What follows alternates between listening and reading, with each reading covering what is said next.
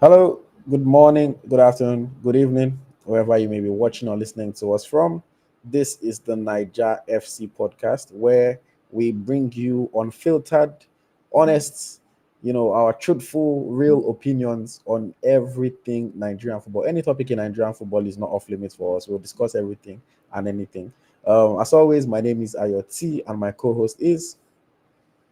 Smith Layi. Thank you and welcome again. Yes, thank you very much, guys. Smith Layi, the controversial Smith Layi, who has been who has been nicknamed the Prophet of Doom by the NFF media.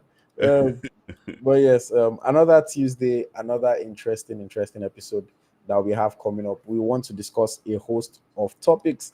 The big one, of course, is Victor Osimhen to Galatasaray, but we're going to take that one last. So for anybody that's watching, hold your horses. We'll get there, but save the best for last. So we'll cover some other topics to kick things off before we get to Victor Osimhen's move to Galatasaray. I have a lot to say. I know Smith Layi has a lot to say. I know you guys that are watching also have a lot to say. So yes, we'll get there. We'll get there. And yes, please make sure you're subscribed to the channel if you're not already. Make sure you like the video. We only have 12 likes, which is less than half of the number of people that we have watching. So please, if you're on YouTube, just like the video. It costs nothing. It costs absolutely nothing. Thank you very much. And if you feel like spending money, then there are ways that you can spend money. One of the ways that you can spend money is to shop on eaglestrackershop.com. We have a fantastic range of merchandise available for you, from t-shirts to hoodies to phone cases to caps like the one I'm wearing. You can always buy your merchandise to look good while also supporting the brand. And if you just like to support the YouTube channel, you can leave a super chat to support the YouTube channel. And every dollar spent, every like, every share is honestly, truthfully appreciated. Um, so yes, let us get into it. Let us get into it. Before we talk about all the other topics today, I just want us to start with a review of performances from this past weekend. We usually take this a little bit into the program, but I want us to kick things off today so that once we get into the topics, we're not necessarily going back. Um, so yes, as always, I'll take it position by position. Goalkeepers, two goalkeepers of note this past weekend. Jonathan Rashid for IFK Vanamo had a decent game for them. And also Maduka Okoye kept a clean sheet, made four saves for Udinese in their 1-0 victory over Como. Maduka Okoye now has two clean sheets in three Serie A games so far this season. So a good start to the season. We wait time for Super Eagles camp, but a good start to the season for his club side. In defense, we had a lot of defenders that did quite well this past weekend. Ola, four interceptions, four duels, one chance created for Nottingham Forest.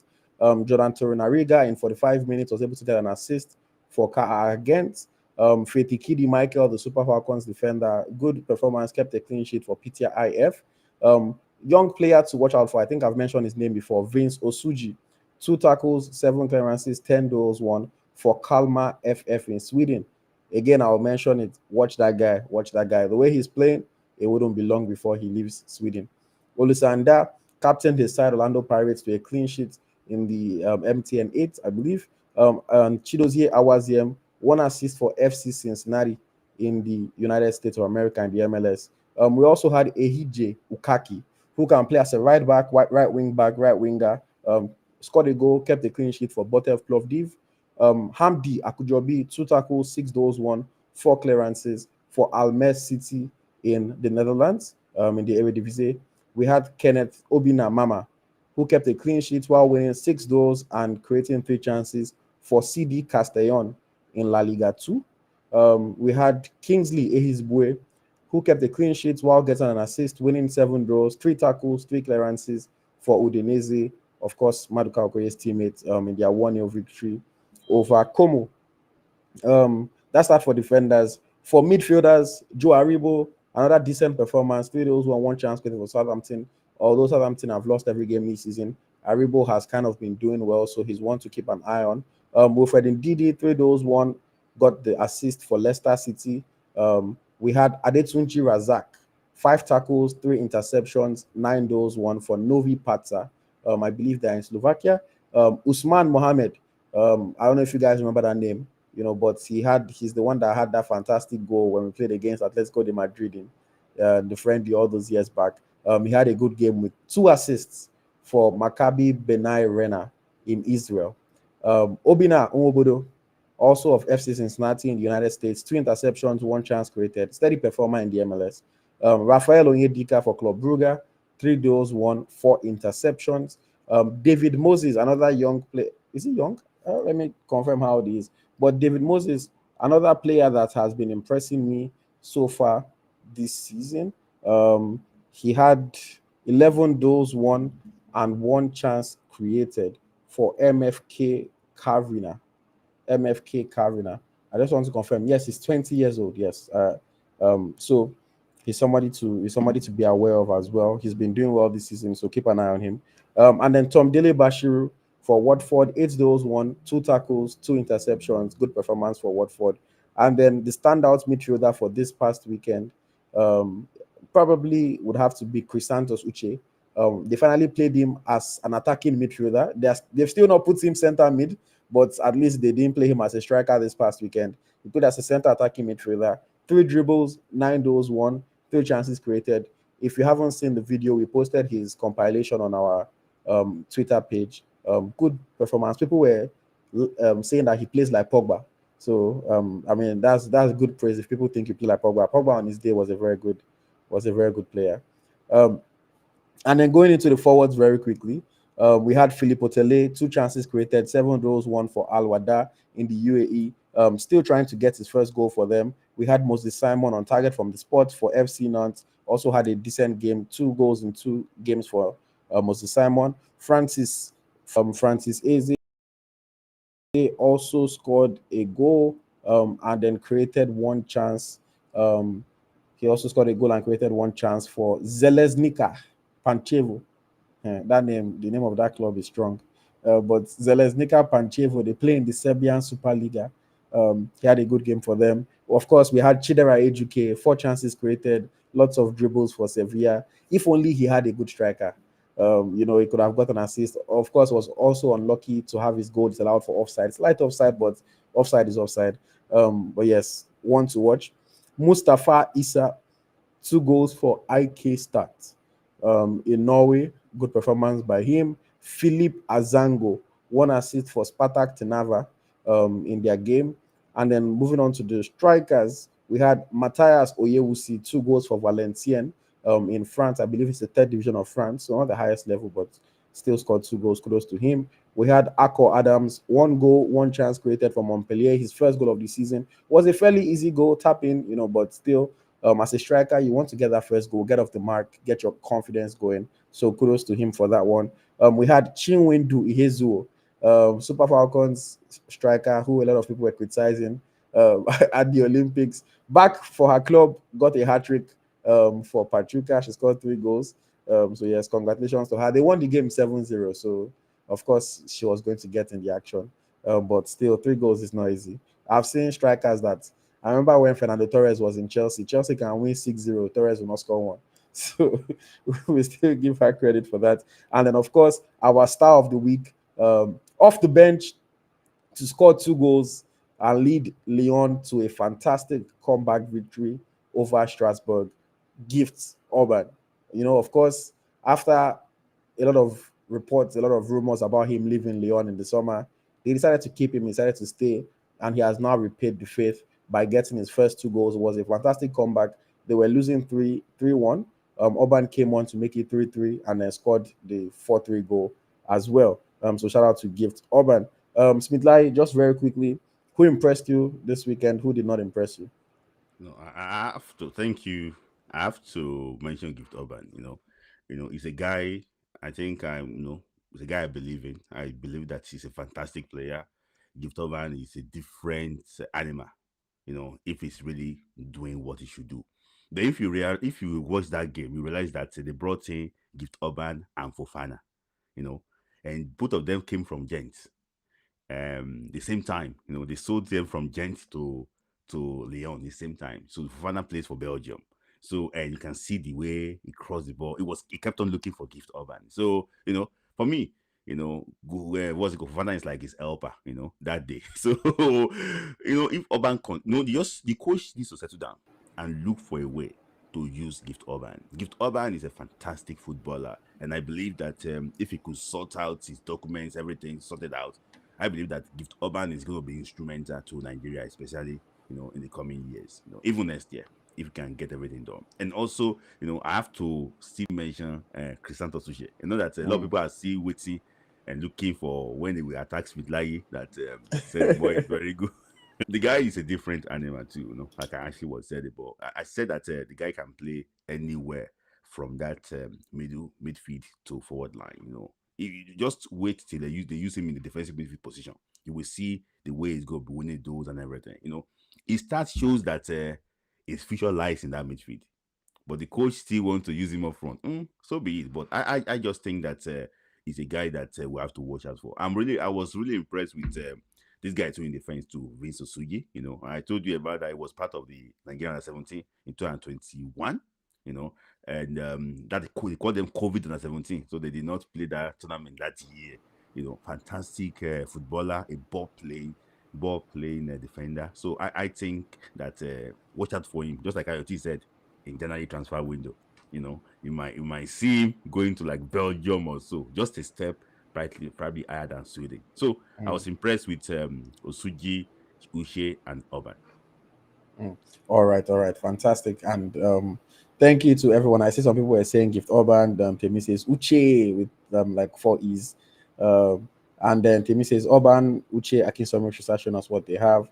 John Jones says Gift Urban deserves a call up. Just to mention Akinsomiro, when Akinsomiro joined Sampdoria on loan, we were excited that he was going to play under Andrea Pello, but Andrea Pello has been sacked. You know, a few games into the season, Apello has been sacked. So now they're going to hire a new coach, and we hope that this new coach still has the same faith in Akinsomiro and continues to play him and continues to give him the chance to develop. But that's football for you, man. Things can change like this, you know. But yes, that is that on the weekend roundup. Again, congratulations to Gift Urban, our player of the week. And then just to talk about player of the month, because we gave this award today on Eagles Tracker. Our player of the month was none other than Cyril.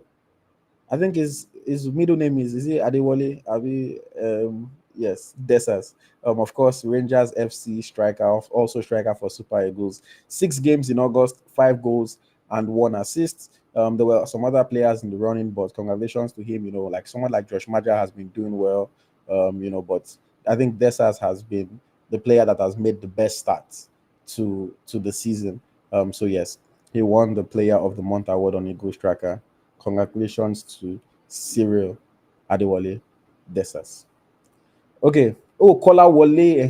Thank you, Temi. Kola Wale. Kolawole, Ah, yeah, I knew it Kolawole, wasn't quite right. Yes, yeah, Cyril Kola Wale Desas. Yes. yeah. Apologies for getting your name wrong, Cyril. But yeah, that's that on that. Let us move forward now.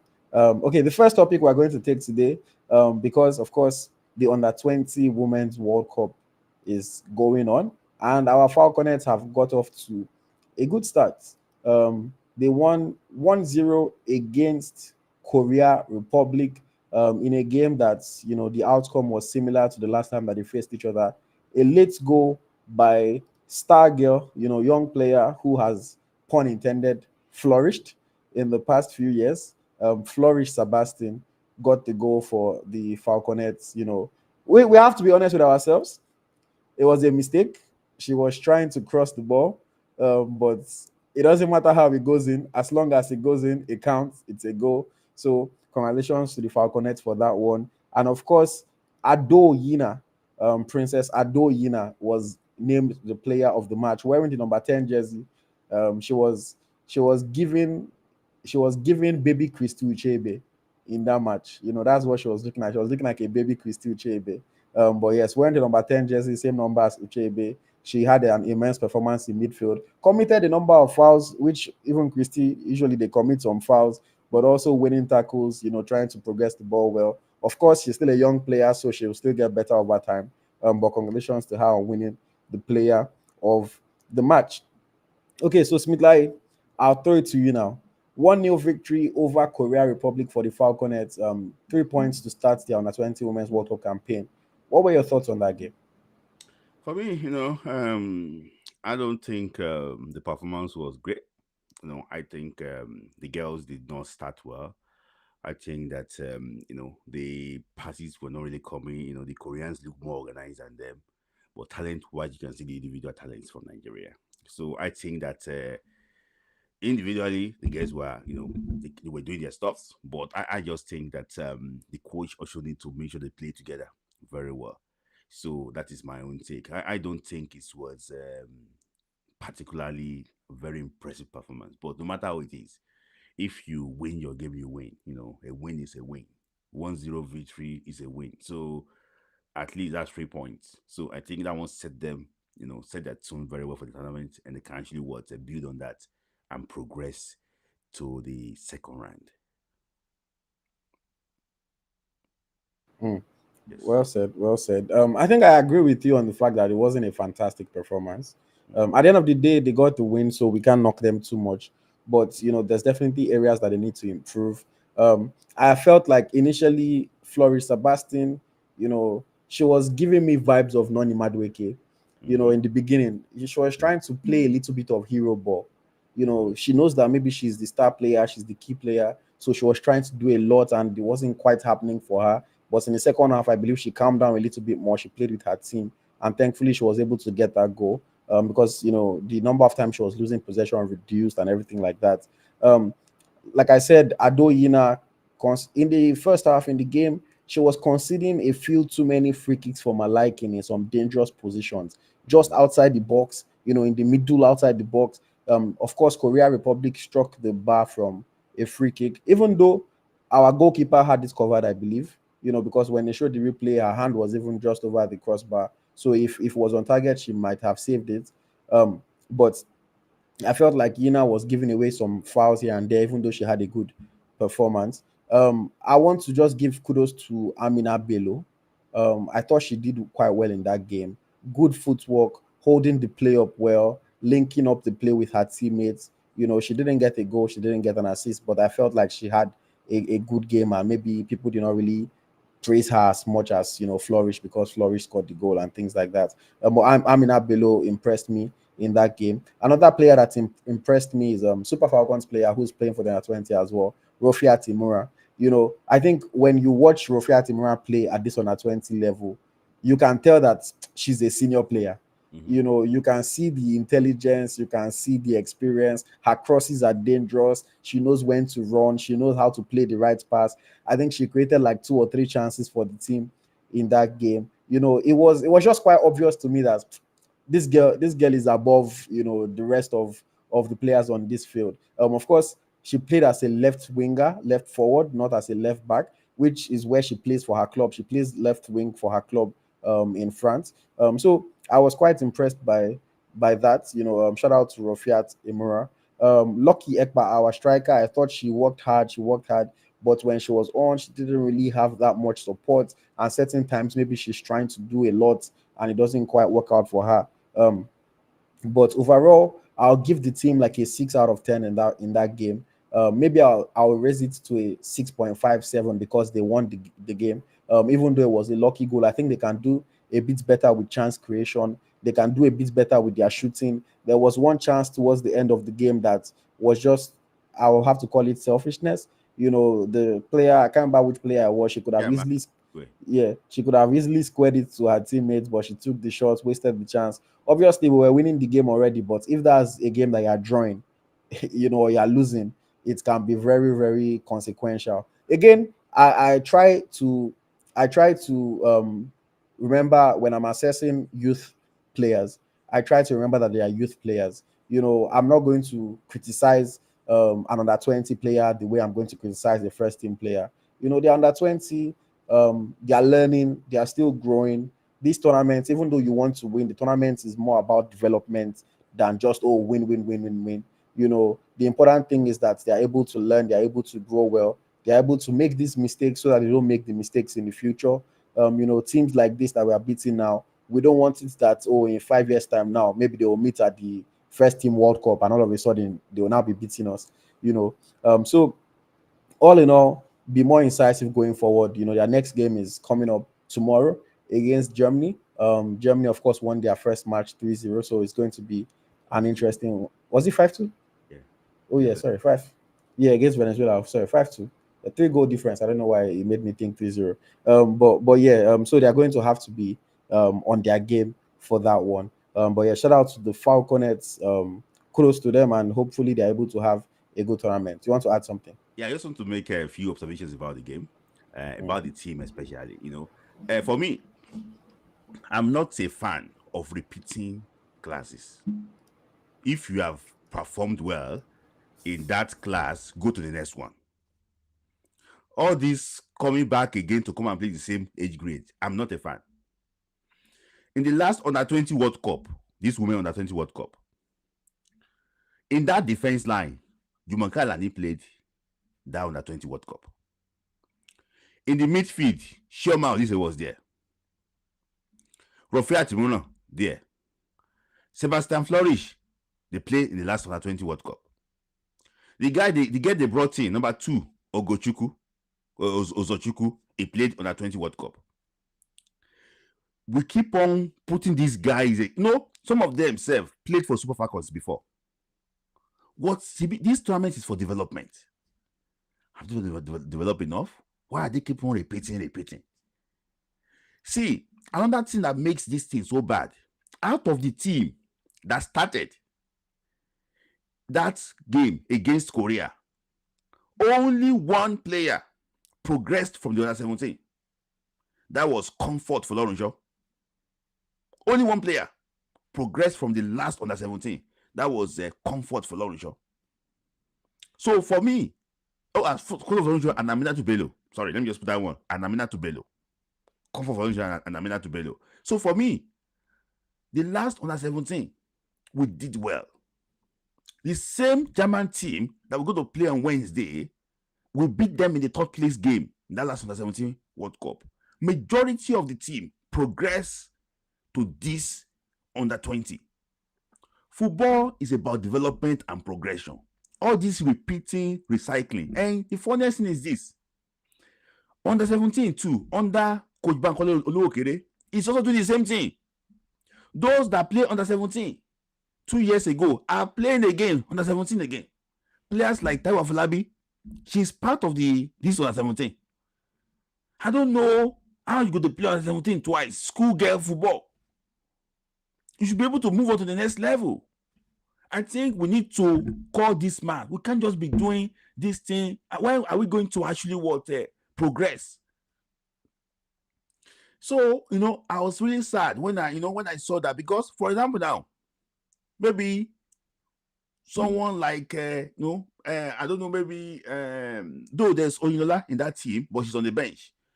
I don't know, but I think we need to rethink on how we actually rethink how we approach underage football in Nigeria. So I want to just talk about people I was impressed with in that game.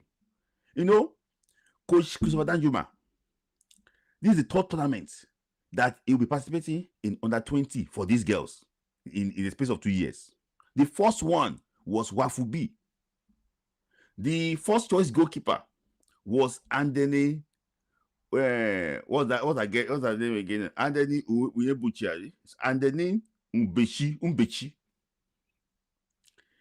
When they went to the All African Games, she dropped Andeni Umbechi. She brought in Faith Omilano. After All African Games, she dropped Faith Omilano. Now, our first choice now is Chukura Bakare. I don't know how it's maybe one is disappointing. I don't know. But for me, I think they have to actually be consistency too in that. So I think, if that get plays for Nasarawa Amazons. There's a girl that I was really impressed with, Mary Nkpa. She will be 17 years this December. She's just 16. She plays for Heartland Queens. She's raw. A lot of people don't really know her because she wasn't part of the qualifiers. She's just someone that can be like a joker. I was surprised that she started against Janet Akeko Romowoy. Sorry for this if you are listening. I don't know how to pronounce your name more. Akeko Romowoy. Akeko Romowoy is the product of Super Z Academy. Very good player. I was surprised that that girl could start ahead of her. That means that Ekpa got a lot of potential. So in this team too, I'm surprised that Tope Medakaye could not get any minutes in this team. But I think maybe probably against Germany, she can actually what get. So like you said earlier, Ado Yina, fantastic. You know, she's a player that the coach knows very well. I think the coach is our coach in club football. So she know her very well. So just like you know, you will see clearly there. So for me, I think it's not a bad performance, but still not impressed because we have so many returnees. The 17, they should raise their game slightly above. That is my take. You know, Smith, like, the only thing I would say to that, and I'm not necessarily disagreeing with you, is that when you come from a country like Nigeria, where people forget that youth teams are supposed to be developmental, that's how things like this happen. And it's not just the coaches, it's also the fans. For example, somebody is saying, "Oh, Nigeria has not won anything since under 17, under 20, under 23, men or women." You know, and the reality of it is that if these under 20 girls go, let's imagine they go to this tournament, they go home after one win and two defeats, and they go home. People will not look at, oh, he promoted players from under 17, he's allowing them to develop. People are going to start insulting the coach. Oh, he's useless. Why can't they win? Why can't they do that? So, from the coach's point of view, he's probably thinking, oh, let me not even risk anything, and they will not come and sack me and be insulting me. So, let me just pick the players that I know are the best and are good enough and I trust. If they are still legally able to play at this level, why not play them? So, that's how the coach might be thinking. You know, but I agree with you in the sense that we want to see that progression. I think it's okay if maybe 3, 4, 5 players, you know, repeat. Like somebody like Imura now, for example, I don't mind her repeating because even though she's a Super Falcon, she barely plays for the Super Falcons. So I don't mind somebody like Imura repeating. I don't mind somebody like Flourish repeating because even though Flourish is a professional now, she barely plays for her club side. So this is an opportunity for her to even show herself more and to get matches. You know, players like that. But I also don't think it should be the complete same squad. You know, there should be some players progressing. At the end of the day, the goal is development. But like I said, just looking from the coach's point of view, ain't no go one making go there mess up now. Nigerians come for his head. They don't remember that under 20 is not all about winning. But yeah, that's kind of my take. That's kind of my take on that one. And Opeyemi Ajakai, I mean, a bit surprised because she's a name that we know, but when I watched the game, it did not surprise me that much. With all due respect to Opeyemi Ajakai, she's not as technical as the girls that played yesterday. Opeyemi Ajakai is a player that has the pace and physicality advantage, but she's not very technical as a football player. You know, her touches are not as clean, her finishing is not as clean. And the players that I saw yesterday were doing quite well with, you know, Flourish, Imura, Ekpa, like you mentioned, and I mentioned as well, Amina Bello. So I wasn't honestly too surprised that Ajakai was on the bench. Maybe I would have thought she would come on at some point. But if it worked, the subs obviously made the team better. There was more intensity in the second half. They won the game. So the coach is justified by his selection. But let us see if she can get games get game time rather against Germany, and looking forward in the rest of the tournament. But yes, it should be an interesting one against Germany tomorrow. The game tomorrow is at 11 p.m. Nigerian time. A lot of people said they could not watch the game because it was at 12 a.m. So this one is 1 hour before that. So I know if your club is playing, you will stay up till 3 a.m. safe. Because I know Nigerian fans that when Premier League clubs are doing their American tour, they will stay up till whatever time to watch friendly match of their team in America. So I know that you guys can stay up to watch the Super Falconets or the Falconets, you know, and cheer them on in their under 20 Women's World Cup journey. But yes, let us move on from that topic. Okay, In case you don't know, the transfer deadline hits in majority of the main European leagues. There are still some countries that have their window open, like Turkey. I believe Saudi Arabia's window closes today, if I'm not mistaken, or maybe yesterday. Yes. Yeah, yesterday. But yeah, still some windows that are open in places here and there. Still some Nigerian players that are looking for transfers. But let's talk about some things that were confirmed and made official over the past week. I'll start with, because we're just talking about our young players. I'll start with a young Super Falcons player, a player that's shown at the Under 20 Women's World Cup herself in the past. I'm talking about Esther Onyenezide. Esther Onyenezide has made a move from Madrid CFF in Spain to join Hapoel Jerusalem in Israel. Of course, Onyenezide is a talented player. She has done well in the past. She has got her call up to the Super Falcons. But after not getting much playing time, I say much, but she only ever played one game for Madrid CFF in a season. After she joined them alongside Ajakaye. Ajakaye too has barely played. But after only playing one game for Madrid CFF, she has now taken her talents to Israel. She played in a friendly. She scored a goal. So she has already kind of got off the mark, even though it's not an official game. And I'll be looking forward to seeing how she develops moving forward. One thing that I will say is that for people that are always here shouting about how Oyenezide must be in Super Falcons, oh, why is she not in the team? Why are we not putting her there? I think this is a sign of why she's not in the team on a consistent basis yet. She went to Spain, she could barely get any games. She literally only played one game, and now she has had to move to Israel. That's just to show you guys that under 17, under 20 level is different from first team. A player does fantastically well at under 20 does not mean that the player necessarily would do the same at first team level. You can say she did not get a chance. It's true, she only played one game. But if she was so impressive in training, she would probably have got her chance. She's not the first player to go to Spain. She will not be the last. Other players are still in Spain and are playing. But I have nothing against her. I wish her all the best. I know that she will be a Super Falcons player for a long time. Hopefully she can do well in Israel, raise her stock back up, and wherever else she finds herself in the future, hopefully she can continue to shine. But Smith, like, do you have any thoughts on Oyenezide's move to Israel? I think you said it all that playing on age football is different from playing for senior team, and sometimes what we see is not what these European coaches actually would say. So that's why you know I keep on saying that some of them need to polish their game, so that they can actually show what other scouts and European coaches actually wanted from them. So for me, I just think that's a very good move for her. Let her go and start there. She go get more playing time.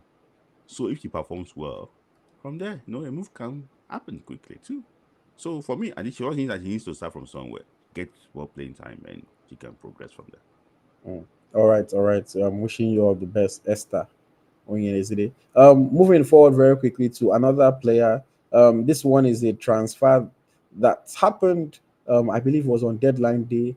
A Super Eagles player moving from the English Premier League to the German Bundesliga. I'm talking about Frank the Tank Onyeka. Frank Onyeka has joined FC Augsburg in the German Bundesliga on a season long loan.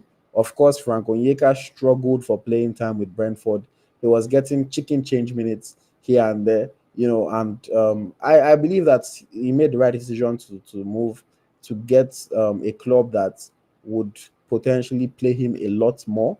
Hopefully, he can show how good he is. I remember when he was at Midtjylland and he was lighting it up every weekend in Denmark there. So if he can do well in the German Bundesliga, even if Augsburg doesn't sign him on loan, he can get a move elsewhere. But I think he's a very good player, and I think this is also a good move for the Super Eagles because we want our players to actively be playing and not just be sitting on the bench of their clubs. Yes, there is pride in having players in the best league in the world, but if that player is in the best league in the world not playing, then what does it really do for us? It's just fake pride. So I was happy when I saw this happen. Augsburg is a struggling team, let's say that. They are usually fighting relegation almost every season. But at least if their team is not as strong, it means that he will be playing 90 minutes every game. So hopefully he can do well there and can get a better move next summer. Smith, like, what are your thoughts on Frank Onyeka You to know, FC Oxford? for me, I like his decision to actually want to move on because he want to play football. That's it. Some players I know a player that we sit on the bench, they don't care. Just be on the bench for that long and long and long and long. So, but for me, I think what matters to Frank is to play football. And I'm happy that he's taking the challenge of what playing for a relegation struggling, a team struggling in the German Bundesliga. At least that one is going to develop a lot of mental strength in that because at least you will go get more power to fight relegation. Brentford is a more stable club than Augsburg. So, but now it's going to a different environment, different terrain. Let's see what Frank can actually will do. For me, this Onyeka going to Augsburg is like um it's like Osimhen transfer because it's like a big fish, because even safe Augsburg would not even believe their luck that they are getting a Nigerian international to come actually play for them. Of course, I was expecting him to move to Valencia or Girona, but kudos to him, kudos to Frank. I just hope that he gets more playing time, which he's gonna get, and I think that he's gonna actually do well. But I don't know where it goes from Osborne. That is my own. That is my own problem.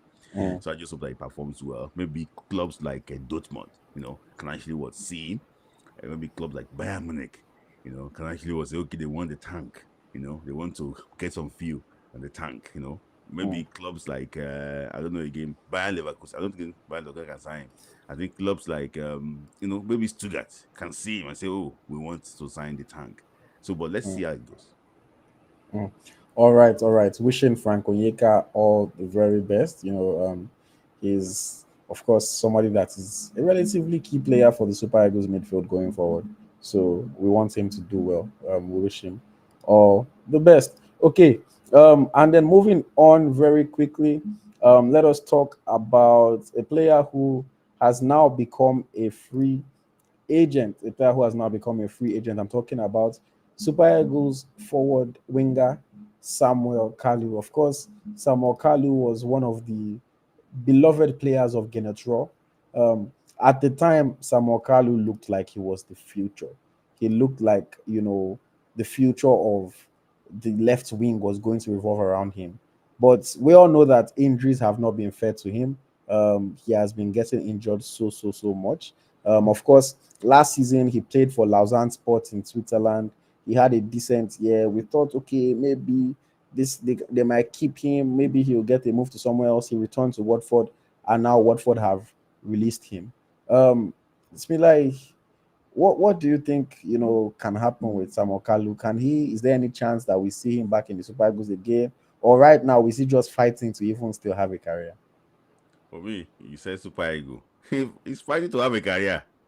It's for him to, it's just, I'm sad that Samuel Kalu, I don't know how old is he now, maybe 27, is, going towards the end of his career now. It's so sad that someone like him with a lot of potential is going the way he's going.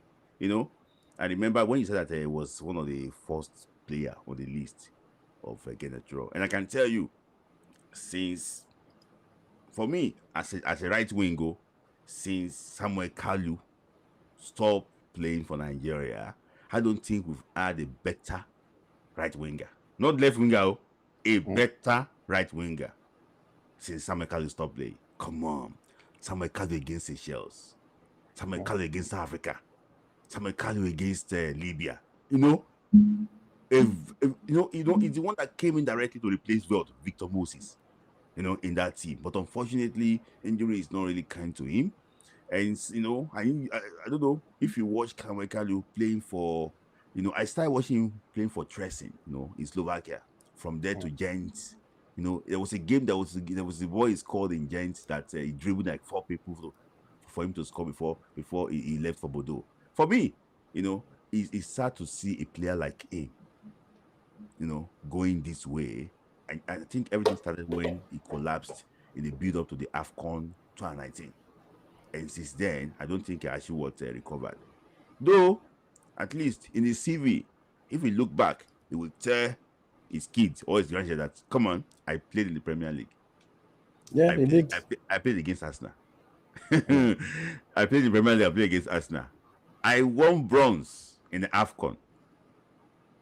So at least he achieved some things. It's just sad that at this age, Samuel Kalu is not getting our recognition again, and he got his contract cancelled in Watford. So for me, I think he just fighting to save his career. If a club in Saudi can get him, I think it's just going to be the best move for him ever. mm, mm. And I mean, he was also a one-time league champion in Slovakia, Yeah, so that's on his CV as well. And he has yeah, also won the cup in yeah. Slovakia. So even though things have not gone quite as he would have wished or as he would have hoped, he has still achieved quite a lot for himself.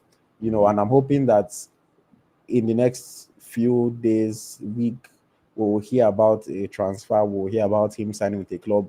Mm-hmm. Transfer window doesn't matter because he's a free agent, so he can sign with whichever club as long as they have space and they can register him. Mm-hmm. Hopefully, we hear that news soon and he's able to get back on his feet. I really like Samuel Kalu. I liked him as a football player and I like him as a man.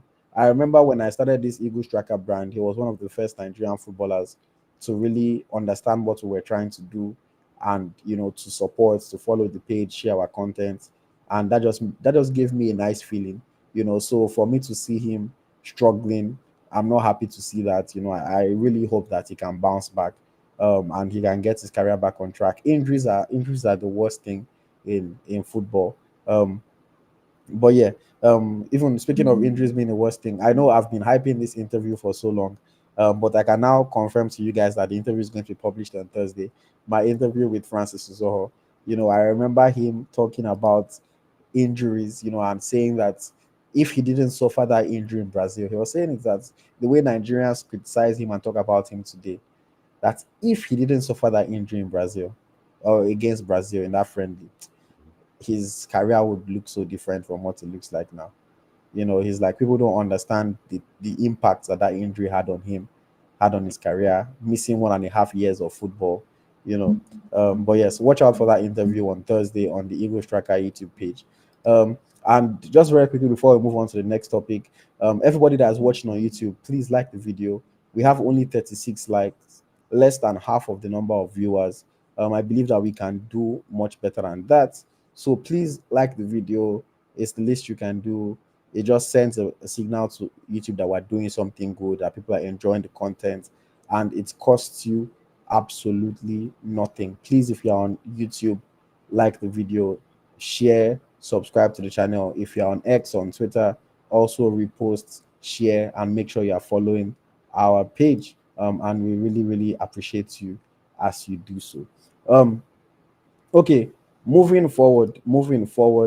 Another, I would say, transfer that did not happen. We had heard of so many different reports, different teams in England, in all parts of the world. His assistant coach at some point even came out and said they have 7 or 8 offers that have been tabled for him, but none of that came to fruition. Eventually, he renewed his contract. I'm talking about Super Eagles goalkeeper Stanley Bobo Nwabali. Of course, Nwabali, first choice for the Super Eagles at the AFCON in 2023. And yeah, he has signed a new 3-year deal with South African DSTV Premiership side, Chippa United. They said he's an improved contract, which you would imagine it will have to improve his contract because he's a Super Eagles player. Levels don't change now. He's a big boy now in South Africa.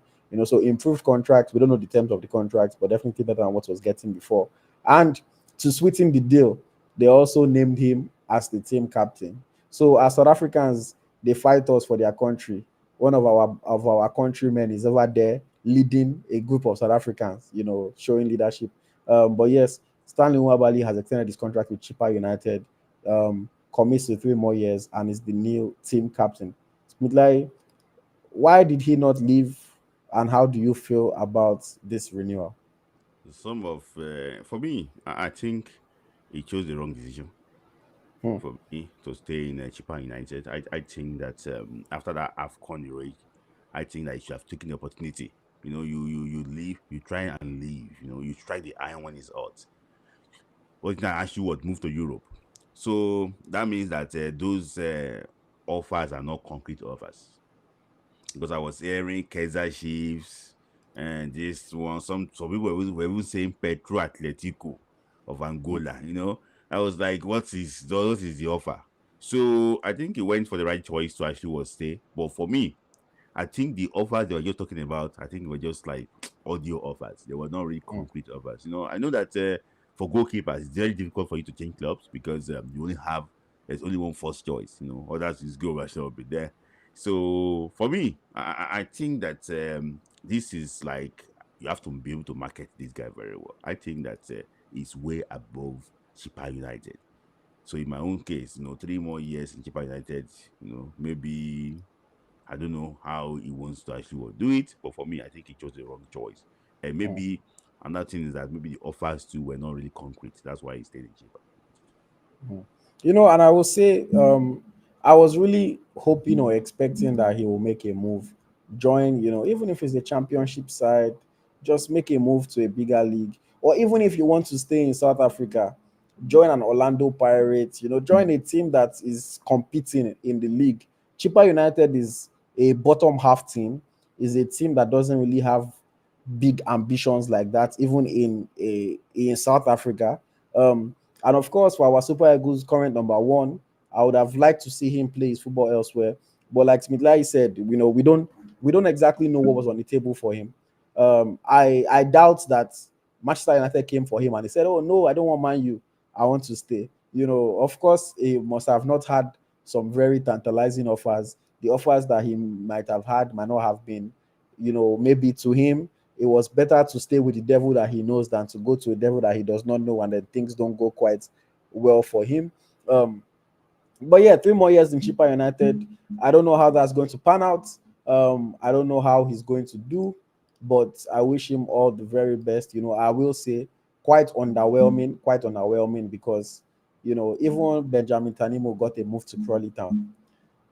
So I would have I would have hoped that South Africa are better than Tanzania. He has impressed far more than Tanimo in the Super Eagles. So I would have hoped that even if it's championship, he would have been able to get a move somewhere, or maybe somewhere in Scandinavia, or something, just somewhere that the football is not that low level and he can still show himself. But another thing that we have to consider is the fact that Nwabali is not a young player. He's somebody that maybe Nigerians noticed him for the national team quite late, but he's not a young player. I believe he's already 27. Um, so, of course, if a team is signing him, you know, they are not necessarily looking at somebody for the future. It's somebody that they think is ready to come and help them right now. But yes, we wish him all the best, but overall, fairly underwhelming, and maybe we would have expected something different. But football, you never know how things are going to play out I think it's in 28 now. football. 28 now. But yeah, you never know how things are going to play out in football. Um, and yeah, speaking of underwhelming, speaking of underwhelming, speaking of underwhelming, the likes on YouTube are still very underwhelming, guys. It's still less than half of people that are watching. Please, please, please like the video if you're watching on YouTube. Subscribe to the channel if you haven't subscribed yet.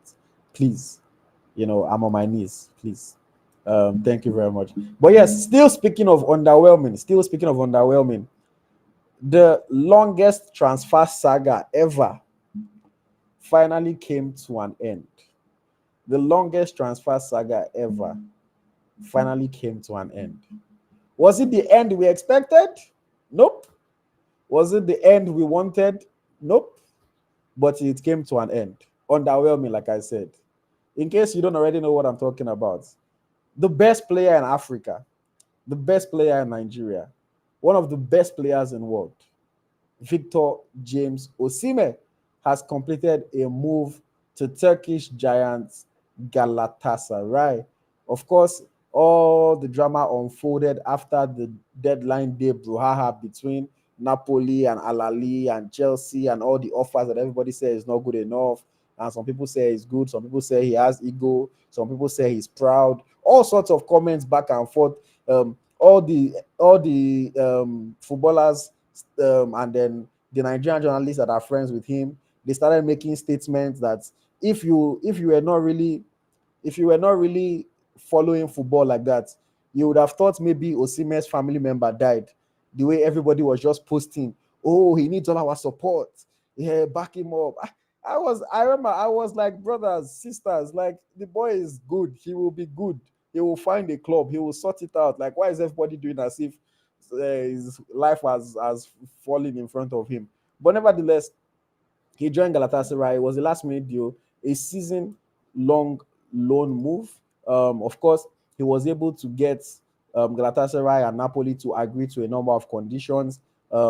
He has reduced his release clause from 130 million euro to 75 million euro, a much more realistic transfer fee. And I believe that is a transfer fee that somebody will likely trigger. Um, Obviously, that makes it easy for him to leave.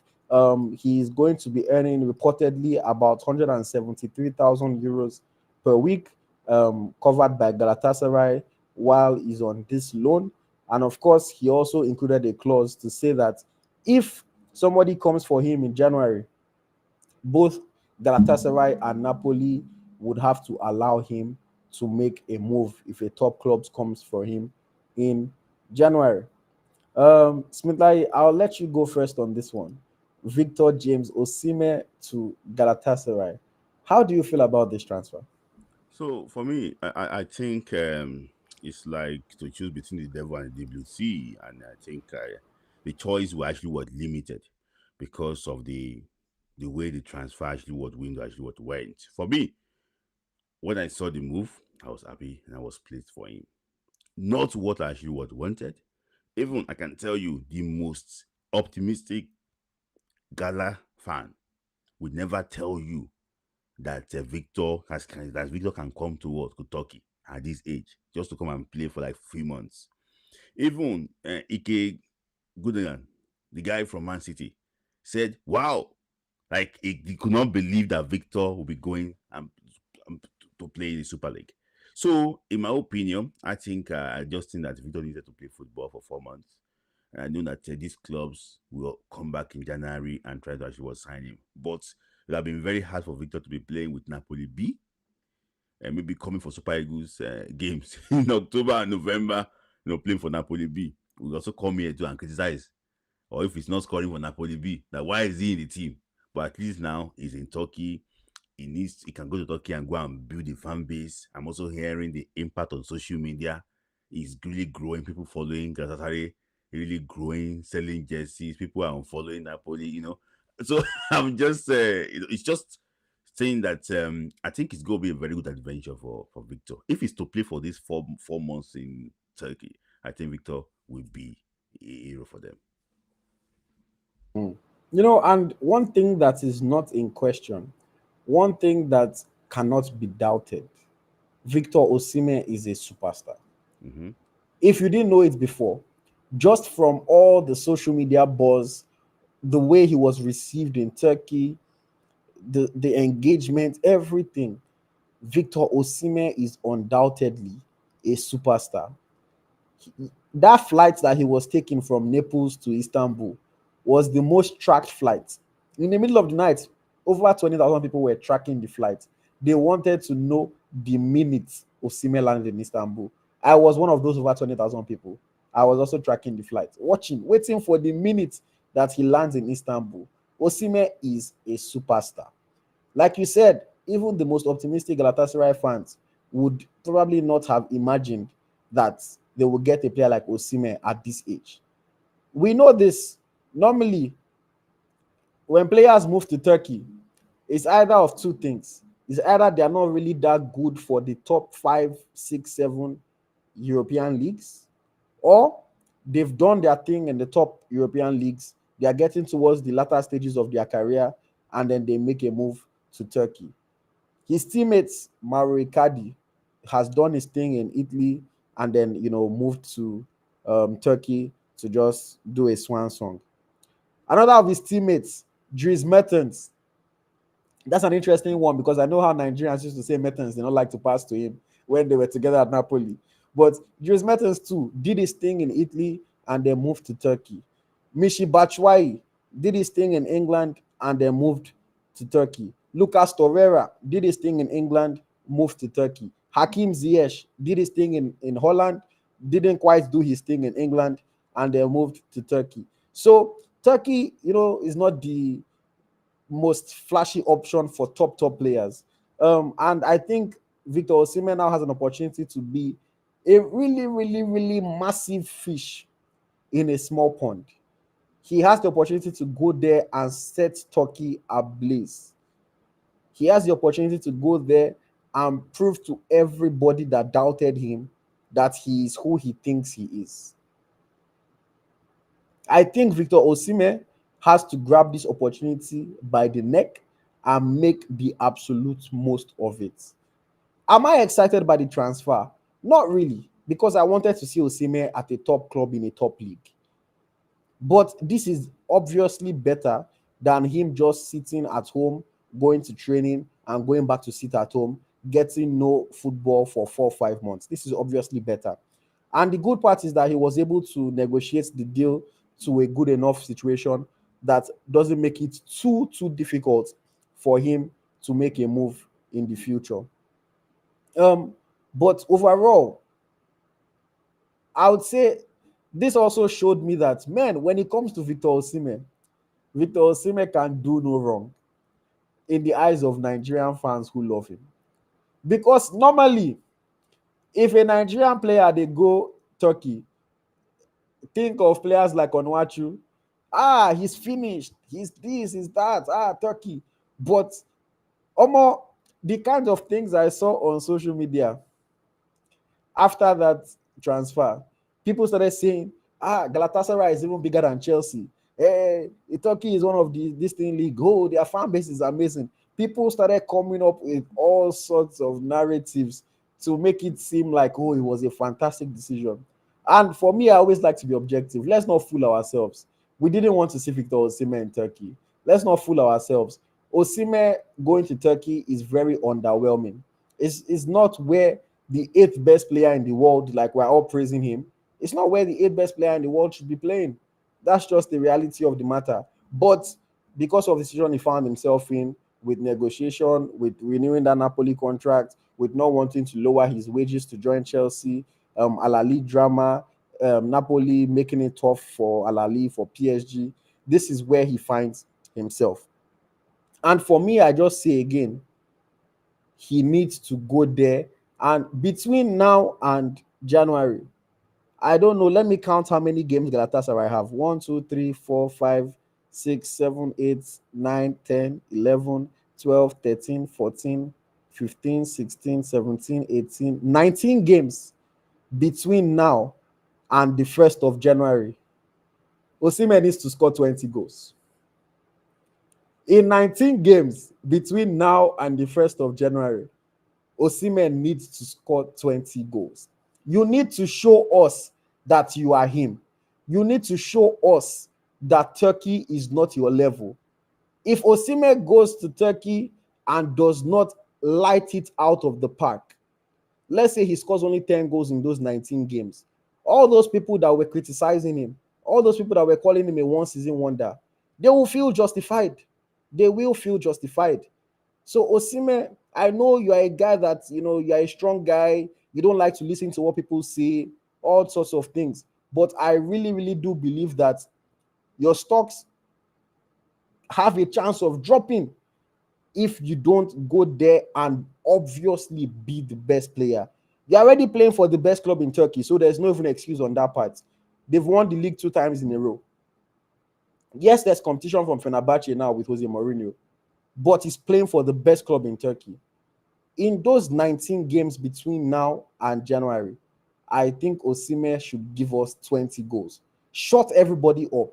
Show us that you are the best. Leave it without a doubt that your fantastic Ballon d'Or nomination season was not a fluke. That you can play to that height over and over again. Show Chelsea that they were stupid for not wanting to pay you that salary. He needs to prove it to us. I really do think so. I hope he puts that chip on his shoulder. I hope he puts that pressure on himself. I hope he realizes that the whole of Nigeria, the whole of Africa is behind him and wants him to succeed. Forget people that say negative things. That's normal. It's football. Especially when you are playing football at this highest level. You expect it.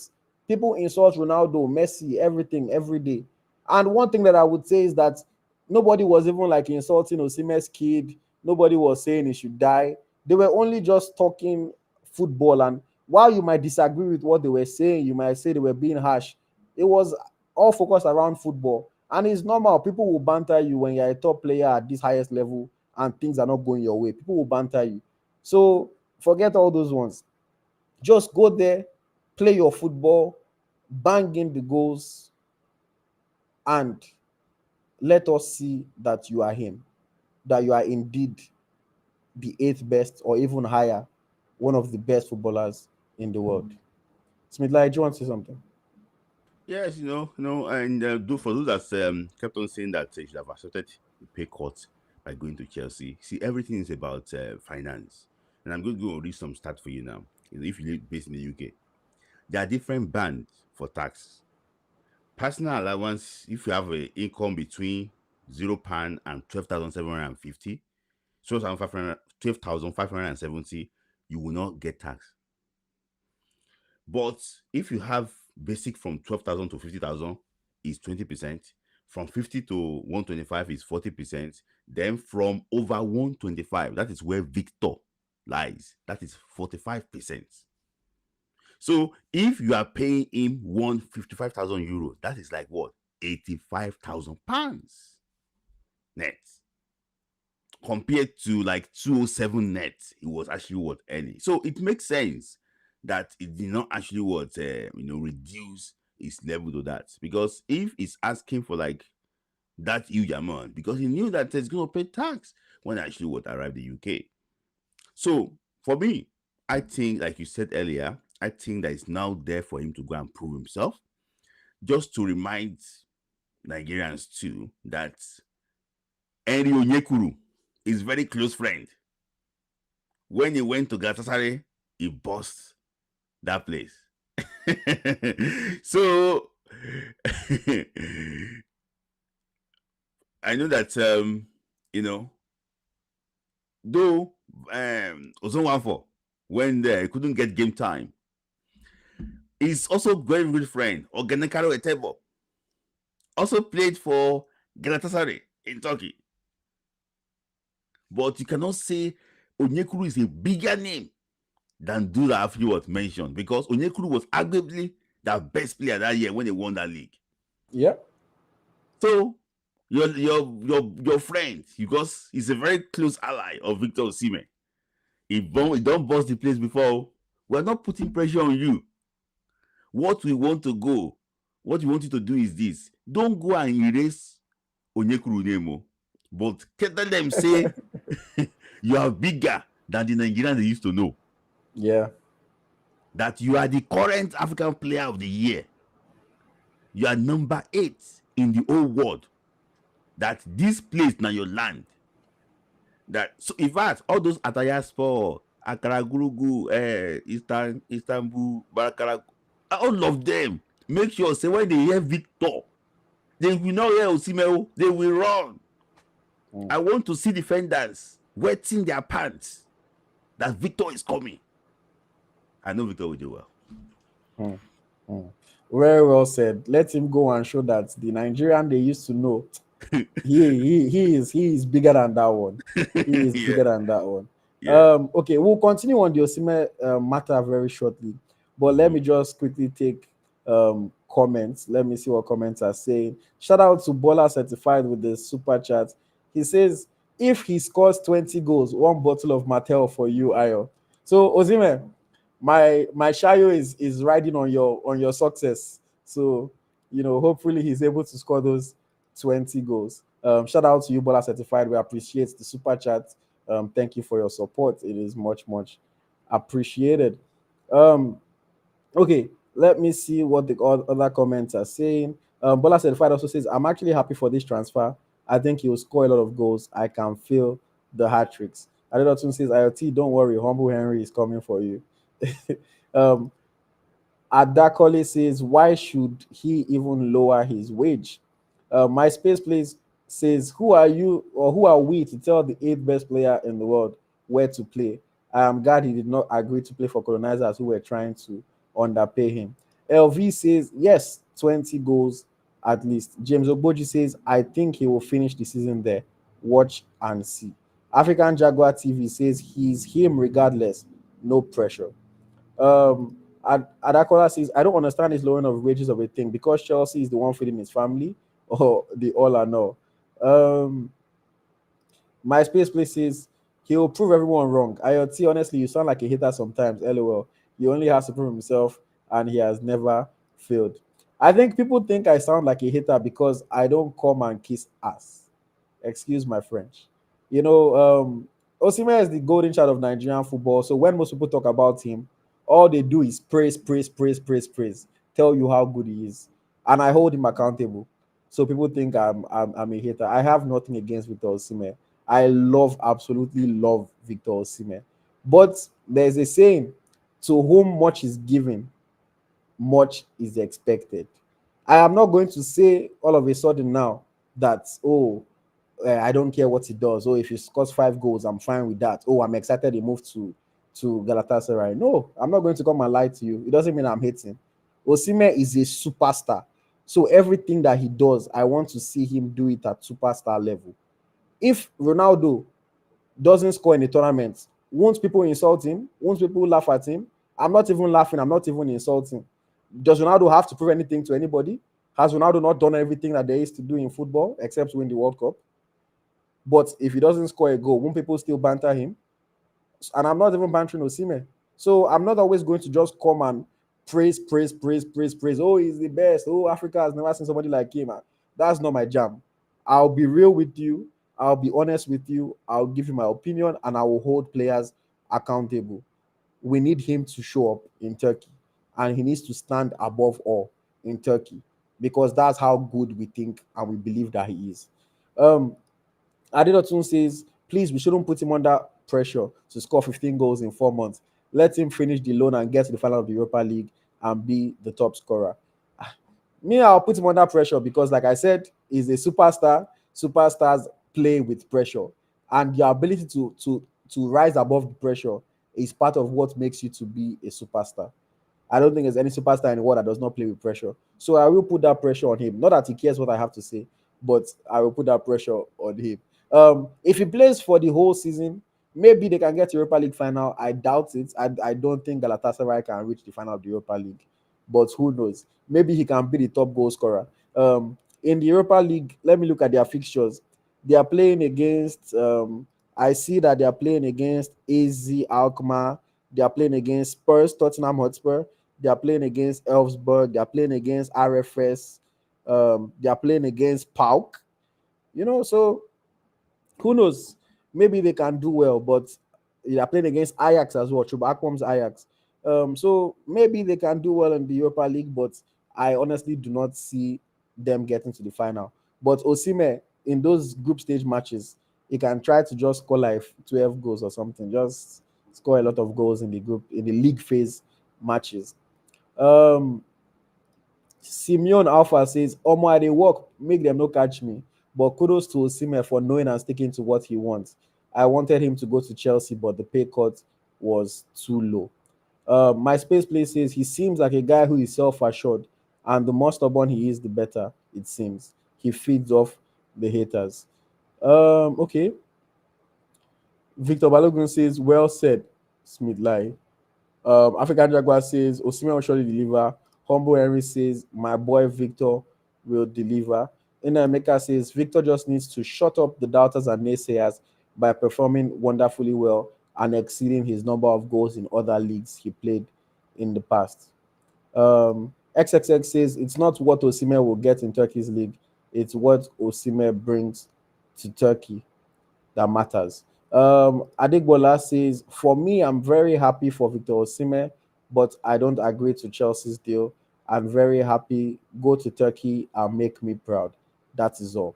So yes, everybody happy. I'm happy that Osimhen has a club. I'm happy that he doesn't get to sit on the bench, or not play for the whole season, or for half the season at least. But Turkey is obviously not where we wanted to see Victor Osimhen, and that's the more reason why I'm saying go and see 19 games, 20 goals is not impossible. Please, I beg. Shebi, the people that we are comparing Osimhen to are people like Erling Haaland. Haaland will score 30 in 19 games in Turkey. Now, what are we talking about?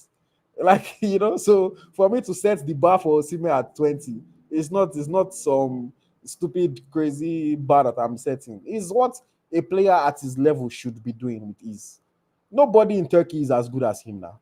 What are we talking about? Osimhen's market value alone, just him, is more than the combined total of 16 teams in Turkey.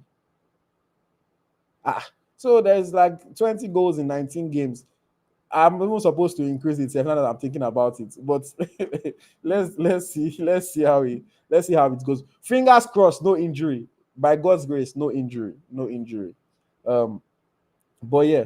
Okay, so we also heard that Osimhen has sacked his agent, Roberto Calenda. How do you feel about that, Smith? For me, I think it's a poor agent. I think that I don't know.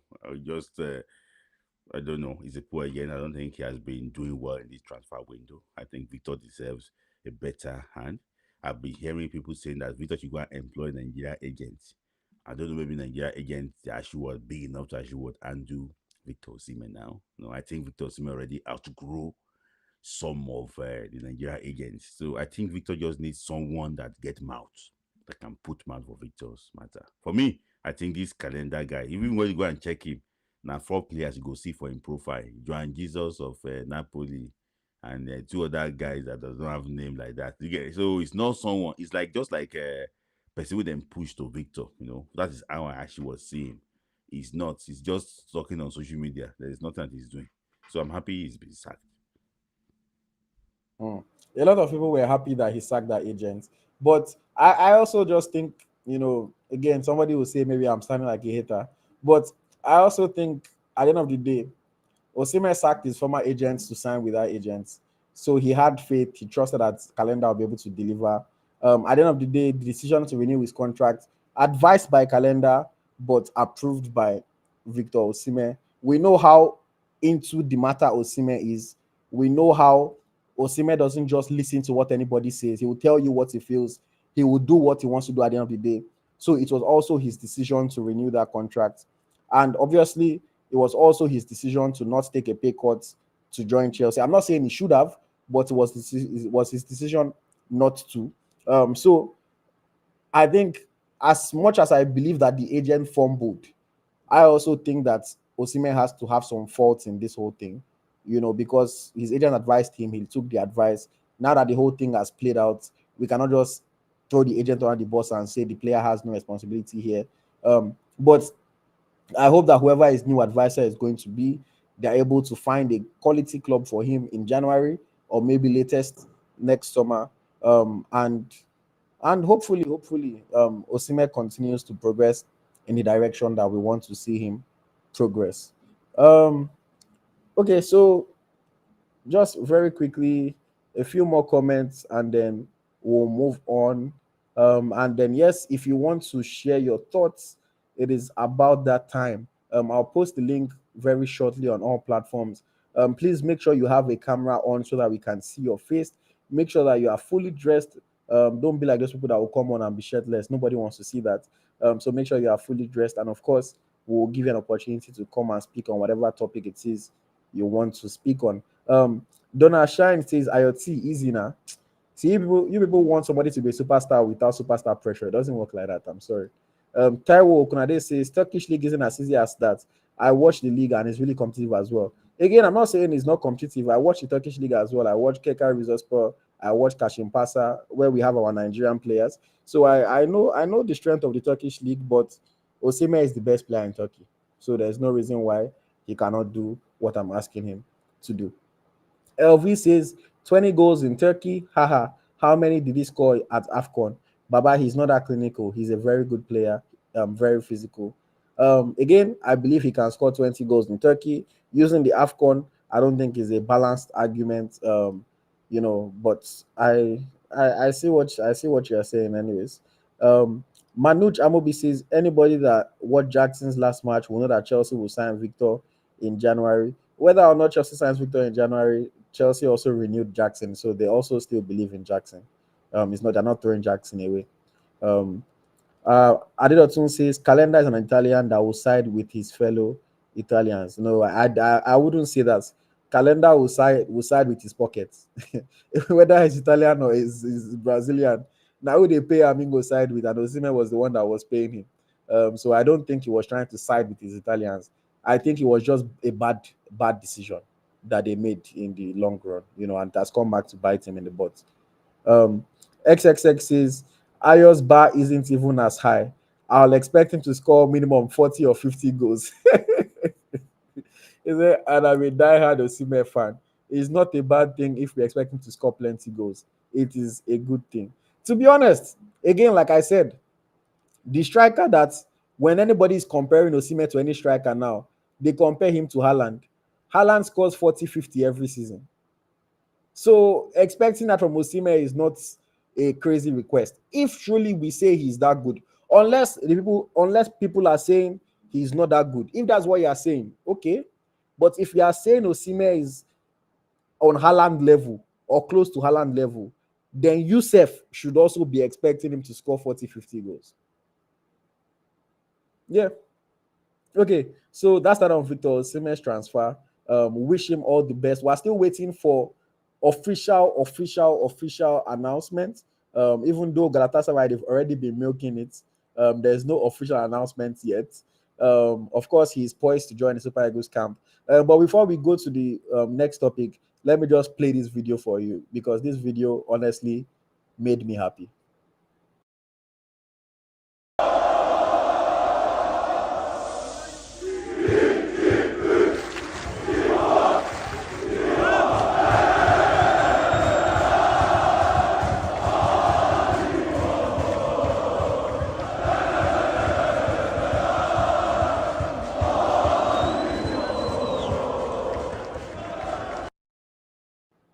Yes, that video really made me happy.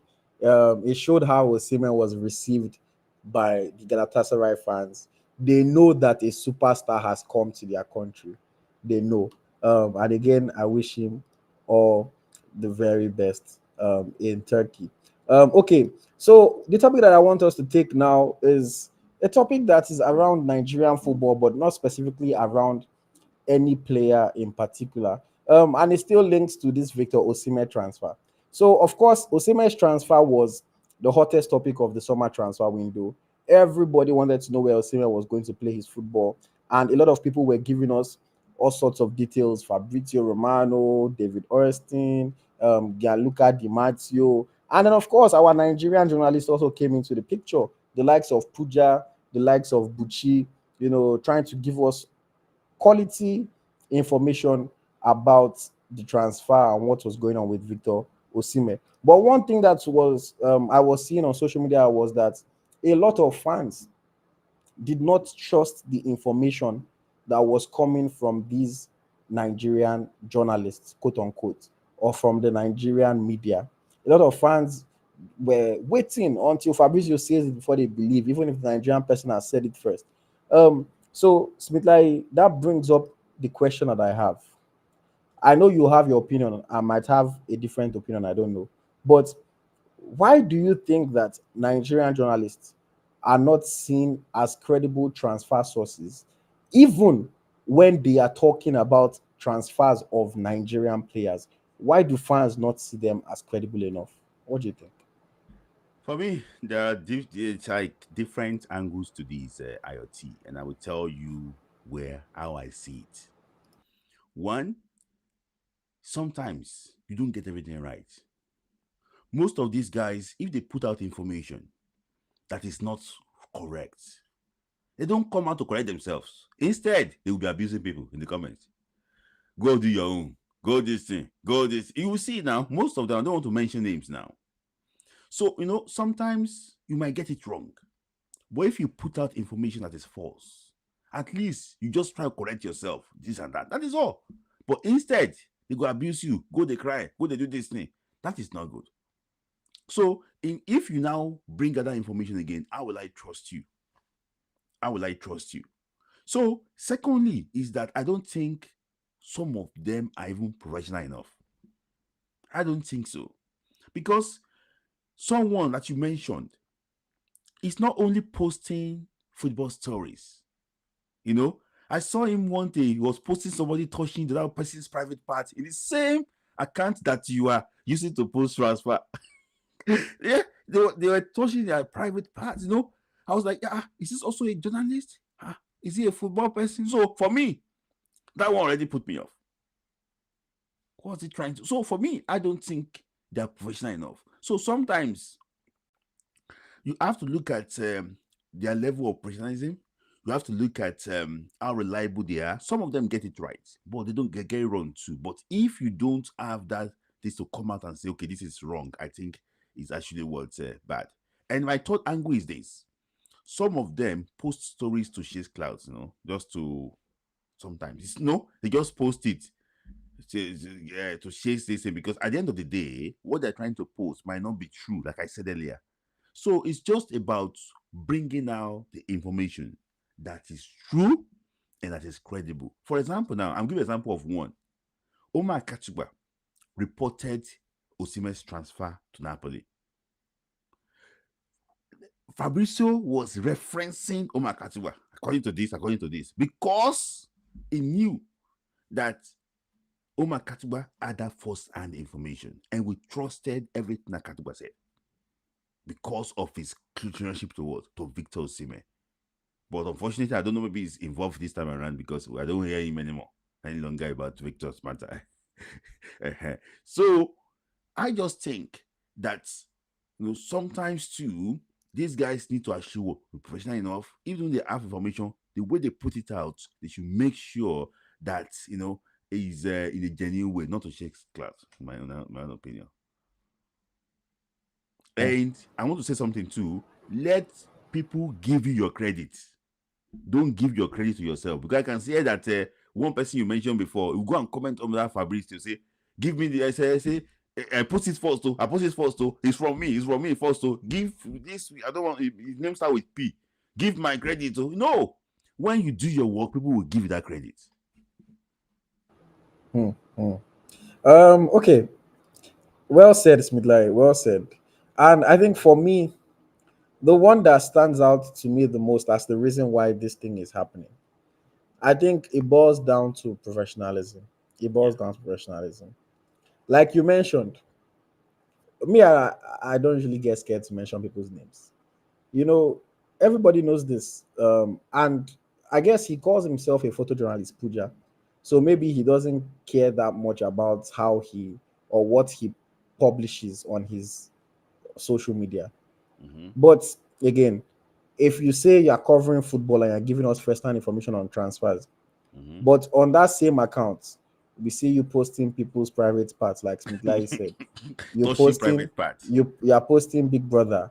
You're posting all sorts of things that have nothing to do with football. People will find it hard to take you seriously when you now come and post football. And aside that, even the way that the report is made is not professional 90% of the time. You see journalists from around the world. Not only, I'm not even talking about foreign journalists, even Nigerian journalists, the likes of Shina Okeliji. You see, when they make a report, when they're talking about something, they go into the points, they give you a little bit of detail. If there's an article, they link the full article for you to go and read. And you can see everything professionally written. But when you come and you're trying to give us a serious report, but you're also trying to do banter in the same posts, it is hard for people to look at it and take it seriously. I saw a post from one of them. I can't remember who exactly it was, either Buchi or Puja. And you're posting about the transfer. And you now, in that same post, you now say, believe me if you want to. If you like, don't believe me. It's like, How do you expect somebody to see that and now think, oh yeah, this is a very credible person, I need to be hanging on to his every word regarding this? So for me, that professionalism is very, very lacking in Nigerian journalism. Again, that's one of the reasons why, even as much as I try to be professional, I always tell people that I'm not a journalist. I Mm-hmm. don't go searching for news. I let the news come to me. I am more of a publicist. I publicize it. I give people visibility. But even with that, I still try my hardest to be professional about the way I'm reporting things. But again, if you just come and it's banter, banter, banter, there is no sense of seriousness in your post. You are not giving us more detail, but you expect us to have to trust you. Then, like Smith Layi said, you're now fighting people when the people think you are wrong. When people call you out, your response is to be fighting people in the comments, things like that. It just does not make people think that you are serious. It just does not make people think that you are serious. And I don't think that that's how journalism should be done. Another thing that I would say is that Buchi Laba, something I found very, very ironic. I had a popular tweet that I made in 2023 when Fabrizio Romano was reporting on Victor Boniface's transfer to Bayer Leverkusen. In that tweet, I said, I wish Nigerian footballers and their agents worked with Nigerian media and journalists to report on their transfer. I said, if we cannot get first-hand information about our own players, we can only grow so much in global terms. If Osimhen can do it with his Napoli transfer, why can't others? In that tweet, I said, of course, it's not mandatory, but it will go a long way for our industry. Last, it's Nigeria media that has been promoting you for years before you became a star enough for Fabrizio to care. And I remember how he responded to that tweet. He said, sorry, I want to find the tweet, so I'm reading verbatim. He said, bro, this is not a competition, so don't get entitled. Fabrizio gives transfer news about any player, no matter the country. And Fabrizio gets 90% of his news from agents and club. He doesn't even know the players. Do your Niger journalists support each other? Talk about that. And I remember that time I was like, bro, you just completely missed the mark what I was talking about. And what I found very, very hilarious is that fast forward to 2024, that guy is the one now that is exactly benefiting from what I was talking about. Hmm. Osimhen is giving him first-hand information. Just like I was saying, why can't Nigerian players give Nigerian journalists and media first-hand information?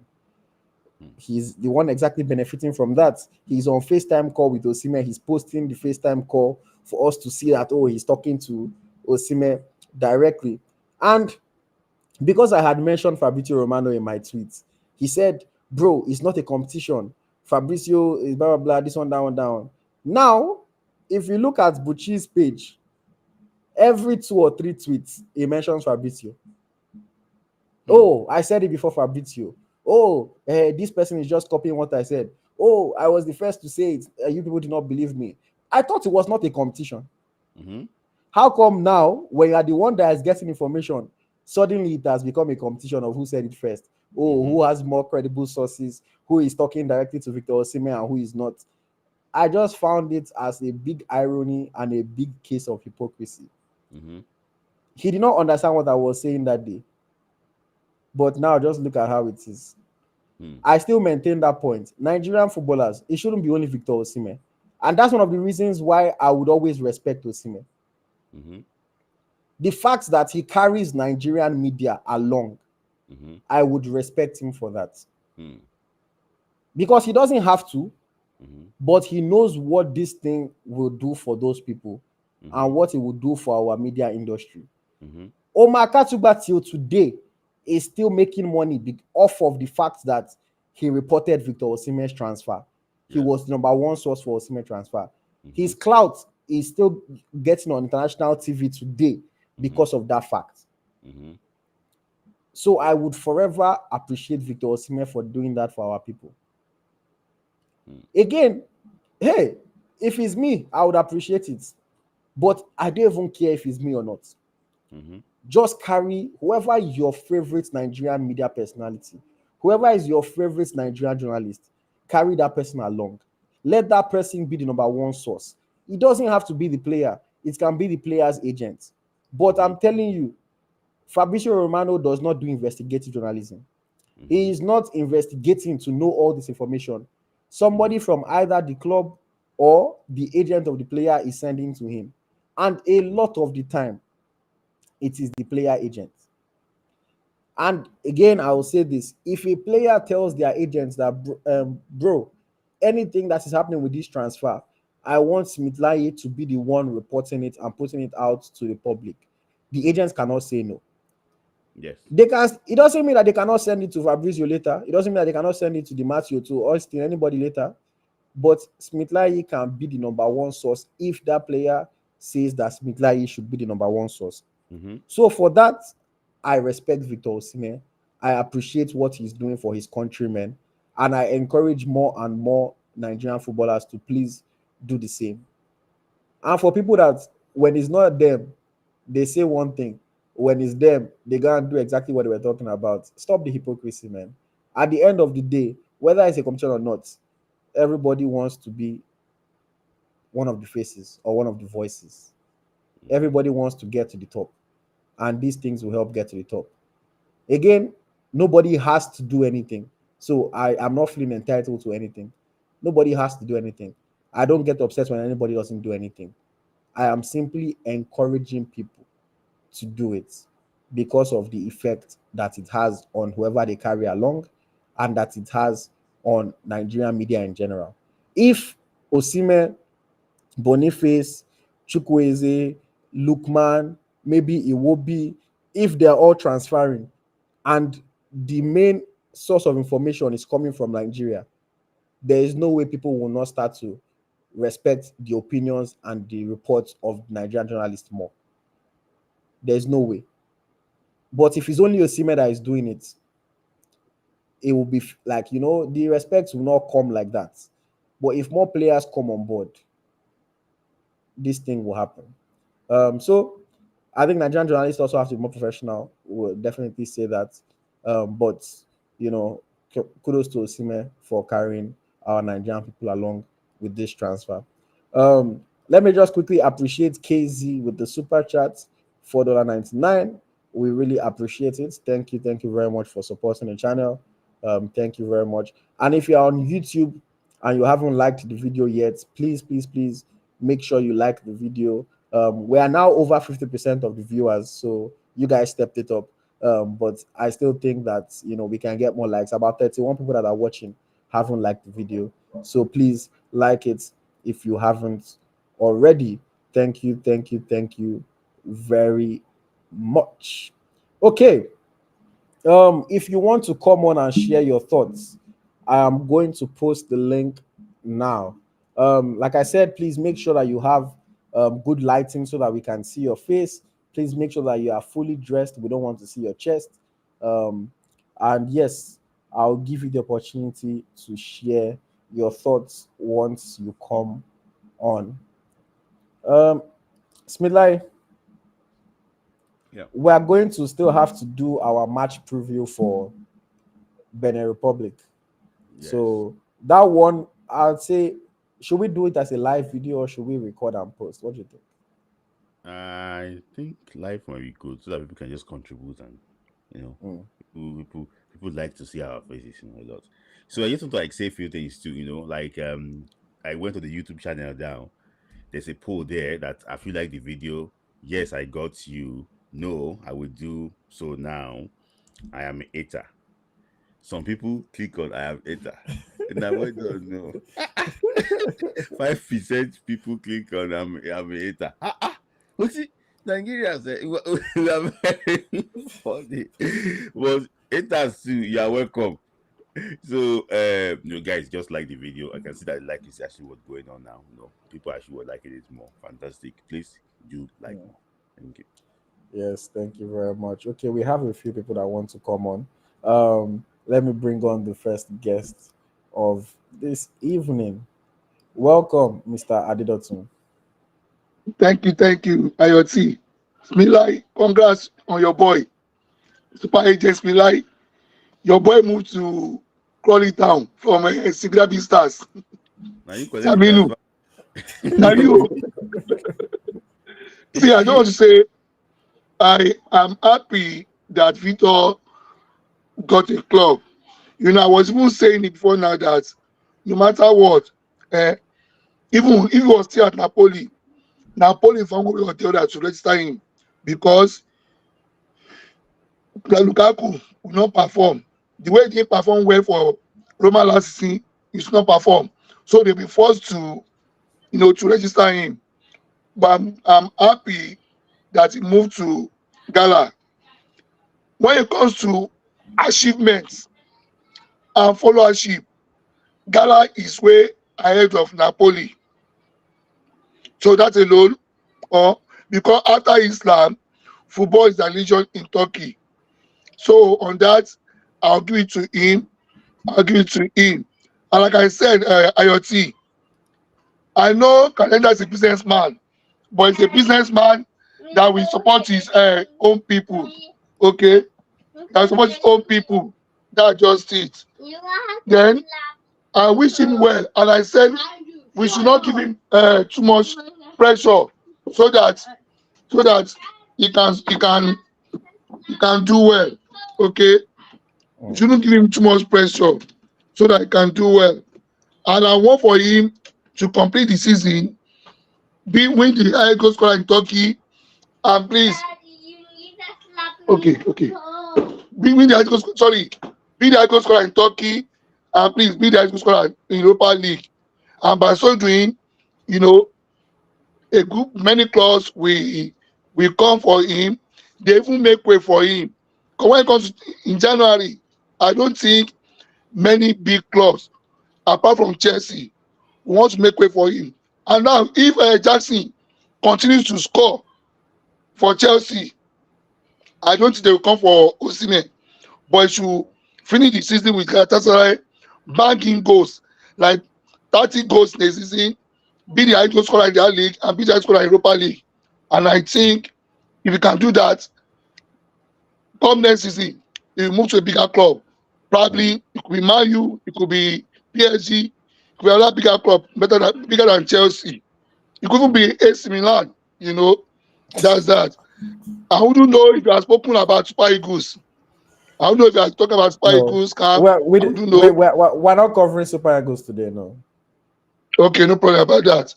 That Uh, just say I'm happy for Osimhen and I'm happy for Sadimu too because that's an elevation from unknown clubs in Girabi Stars in Tanzania to the top division in England. I think that's a good move for him. Not for Super Eagles, but a good move for him personally. But Victor, I wish him well. I wish him well. But shame on Chelsea for pricing him, for giving him a cheap contract. And I told my boy, he rejected the contract from Chelsea. AyoT, I'm sorry, your team is on the losing side. Thank you for all that. right. Thank you for having me. Thank you. Thank you very much, Mr. Johnson. Nice to hear from you. Okay. The next caller we had was LV. Are you there? Hello? Yes, we cannot see your face, sir. Oh, sorry. I tell you now. Like, if you see me now. No, we're seeing only half of your face, or even The quarter. lighting is not good. Don't make contract. Okay. Maybe go and sit up because it looks like you're in bed. Maybe sit up, get into a better position, and we'll bring you on. Welcome, Sleazy. AyoT, can you hear me? Yes, we can hear you. Yeah. Smith Layi, top of the day to you, everyone. Good morning, good evening, good afternoon, everyone. Yeah, I've been listening, and it's been a very wonderful and interesting conversation. But just like to touch up on a few things. Firstly, it's the professionalism of Nigerian journalists and all, and you guys have said it all. But I'd just like to add the fact that um, some of these people that we're talking about are not really journalists. They are more or less like influencers on X. and yeah, they are more or less like influencers on X, and they are looking for every way to just draw traffic to their page. Hence why you see them meddling in matters that has no relevance to the world of football, that they should be that we think they should be concentrating on and all. And to be very honest, they can't even post anything, and I believe I have to wait for the likes of David Onstein, and I would even believe more if I see something on Eagle Strikers page than go to their page, despite the fact that we don't know that they have first-hand information from these guys, and this is because of the way they've carried themselves, because of the way they've been conducting themselves of late. So I think they need to do more. It is left to them. If I go to their page and feel like, oh, this news is not credible and you insult me, I'll just block you, because I'll just block you and then that's it. So I'm not on the losing side. You might think you're not on the losing side as well, but you might have more to lose than me. So I think they need to conduct themselves in a proper way, even though they are now getting the first-hand information, they're now getting the audience that they deserve. I think they still need to do more, and they have a lot to do in that respect. Secondly, I would like to touch on. I've not spoken online about the Victor's transfer, especially because of the ups and downs and everything. But I just think Galatasaray is not Victor's destination. We all know. We all know what happened. We all know. He just had to settle for something. Just keep himself active till January and all. But it would not be a bad way to show the world again that yes, Victor is still Victor. Although we just like to tell ourselves the truth that the Turkish league is not a league we all think it's a good league in terms of quality. Yeah, though we've had Nigerian players like in the past, big Nigerian players like Okechukwu Uche, JJ Okocha and co played in the Turkish league for Fenerbahce and all. But I do not think it is a league where we should all be rejoicing that Victor is now. I mean, I bet you all that if under normal circumstances another Nigerian player moves to Turkey, would be frowning our faces if we see that Nigerian in the Super Eagles invitation list. So I think it is just about getting through this difficult period and showing the world that Victor is still Victor and secure a move back to the top leagues. Yeah. And finally, I'd like to touch on Onyeka, Frank Onyeka, Frank the Tank. Augsburg, I think a little bit above Brentford in terms of quality, a little bit above Brentford in terms of quality, but I think he has it all to do after his I would not call it impressive spell at Brentford, because he did not really manage to get himself into that Brentford 11. He's just in and out, in and out. At some point, he'll start 3 games in a row, and then after that 10 games, he'll just be coming on from the bench to get just 5 minutes, 10 minutes. So I think he has it all to do at Augsburg. Shine a little bit similar to what Victor is, but different circumstances. Get into the first team, play regularly, put in good shifts and good performances. Thankfully, you're a midfielder. Nobody's expecting 20, 30 goals from you. We're just expecting good performances, tackles won, key passes, and just have decent games all through. And then I can bet you that would see Frank Onyeka in clubs like Borussia Dortmund. We'll see clubs like top clubs like Marseille and all coming. Inter Milan, in fact, they like players like Frank Onyeka. Do you get me? So I think he has it all to do now. It's a good move for him just to stabilize himself, get himself back in the thick of things, and then because he's a very important player for the Super Eagles of Nigeria, whether we like it or not. He's been he showed that at the AFCON, and then we need him playing regularly just so he can be in good shape for us to kickstart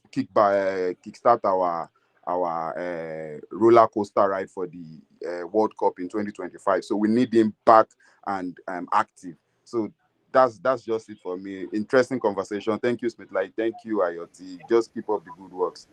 Yeah.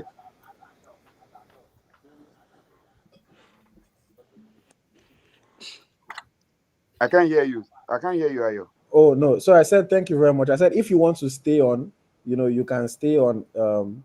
But yes, let us hear from Humble Henry. Yes.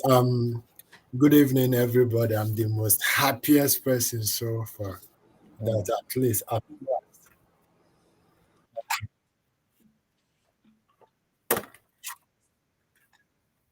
Hello? Keep talking now. Keep talking. Go okay. ahead. At last, up for master, and everything went well. My only thing is this: if Victor is the one that initiated the contract, I think the what's it called, agent not do it, and I have to blame the agent. And if he has an intermediary telling him, "Oh, let me do this," and he couldn't do anything about it, it's not a nice what's it called, agent. But my advice for him is this: go and prove yourself. What he said in the interview, he said, "I will see you guys in the stadium, and my only thing is to score goals." My advice for him is for him to go and score goals. Prove others wrong. Yes. Make us proud. That's the only thing I want. And the other man writing nonsense about your swimming. Let him slow down. It's okay. It's okay. You don't know when Chelsea were prizing him. It's at the end they are now bringing nonsense, telling people this. Stop bringing that young man down. What you are talking about, rehabilitating yourself. So let him be careful because it's the main reason why I'm supporting Osimhen. Before, I'm not Osimhen supporter. But when he started saying something about Osimhen, I said, you know what? I will side Osimhen. Enough is enough. Let him respect himself. He's over 60 years old. Osimhen supposed to be his son. Let him respect himself. Humble Henry, let me ask you a question because Yes. you said you want Osimhen to go and score goals to prove everybody wrong. So when I was talking, I said I think he should score 20 goals in 19 games.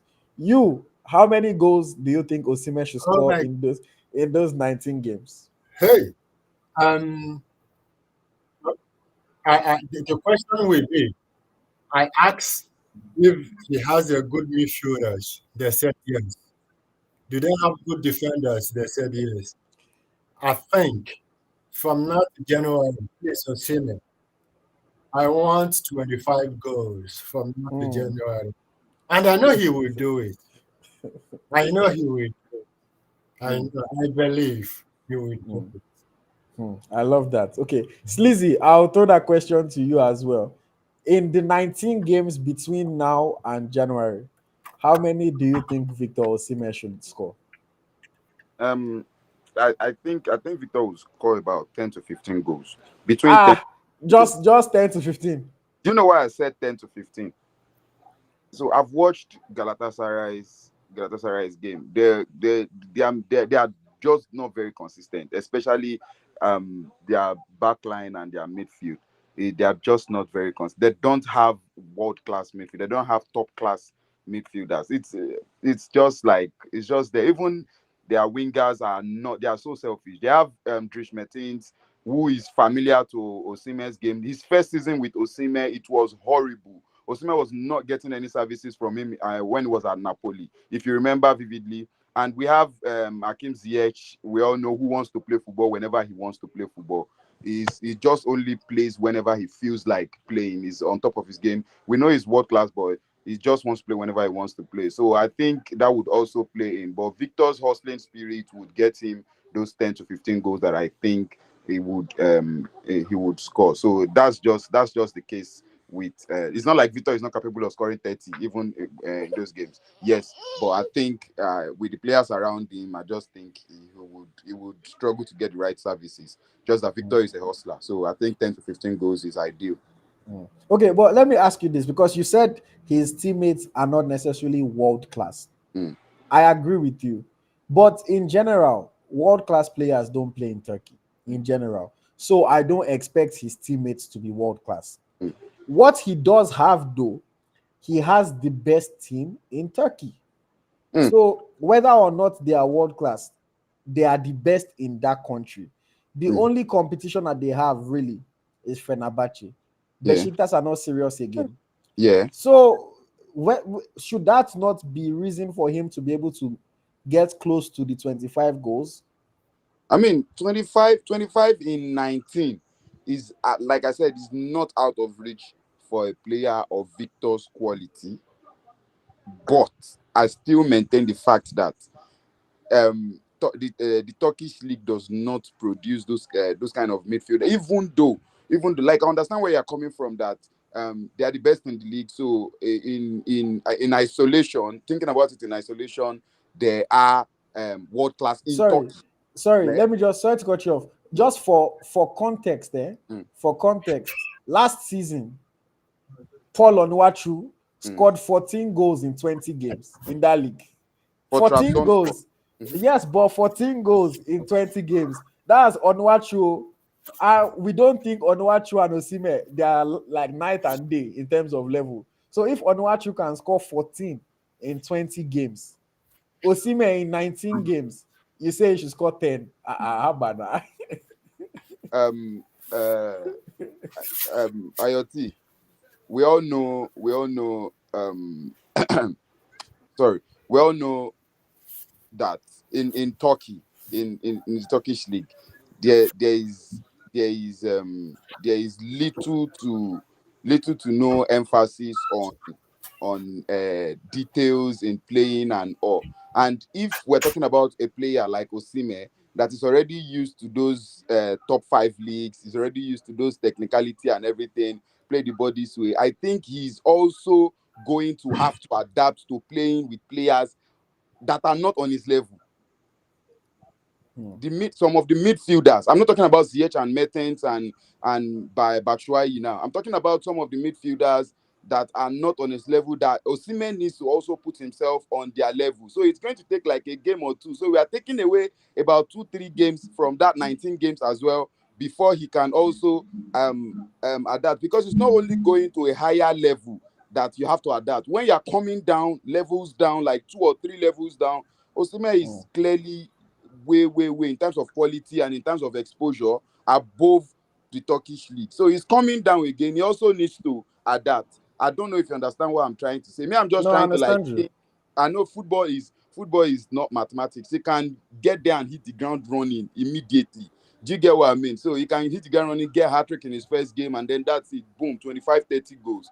But he might as well need 3 games. So I'm just trying not to expect too much, just so I don't get disappointed when it happens, because I've been watching football for a while now. I did not expect Kylian Mbappe to even struggle to get his wait until the 3rd game to get his first goal for Real Madrid in the La Liga, given the run-up of fixtures we had. We had Mallorca, we had Real Valladolid. They didn't get a single goal. He only got 3 shots on target in those games.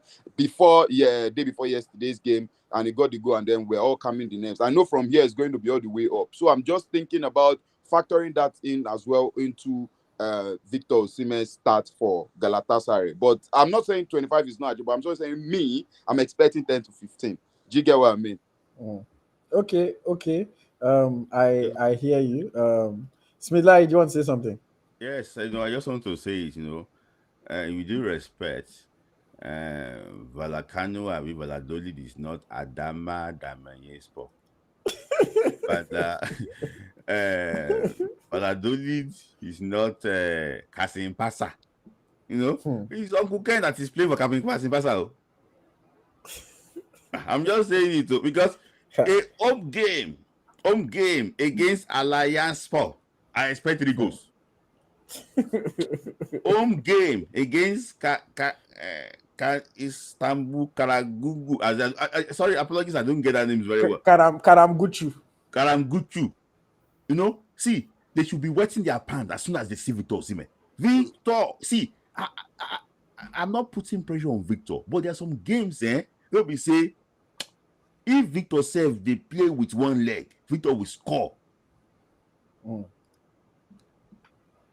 And about Mbappe, it's you that is thinking Mbappe will hit the ground running. For for me, I know, I know that La Liga is actually not like that. No, you'll be watching like that for so long. But for me, I just think that Ancelotti will look for a way to play Mbappe and play to his strength. For me, I just think that Mbappe is a counter-attacking player. Very very good, rapid counter-attacking player. He likes to run within spaces, and but if they don't allow him to run, that is the problem. They need to allow him to run in between spaces. But for Victor Osimhen, Karagungu, Alanyaspor, go. It's easy. If Osimhen handle Adana Adama Demispor. Adana Demispor, Demispor. if Osimhen and 3 goals there, 10 minus 3 7. See, no pressure, but I'm waiting. And assuming he makes his debut right after the international break, his first game will be against Kaiko Rizespor. And Yeah. as God will have it, Kaiko Rizespor has 2 Nigerian players in Ibrahim Olawoyin and also Babajide Akintola. So Osimhen will have some familiar faces, to face. But again, for me, I think, I want Osimhen to go there. Like I said, in 19 games, give me 20 goals at least. Show us that you are the big fish. Show us that this is not your level. This is not your level. You're supposed to be in a higher level. And like Smith Layi said, show Galatasaray fans that the Nigerians they've known before, the Onyekurus that they loved. See how Galatasaray fans, Onyekuru could do no wrong in Galatasaray. He was the absolute beast, king there. I think Osimhen should show them that, see, you think you had a player? Me, I'm an even better player. I think that's how well he needs to do. Give me 25 goals or 20 to 25 goals in 19 games. I'm telling you, it's not impossible. Like I said, again, all due respect to Paul Onuachu. Onuachu scored what? What did I say Onuachu scored last 14, season? 20. 14 in 20. There's no reason why Osimhen cannot do much better than that. But yeah, we have another guest, Donna Shine. Thank you for joining.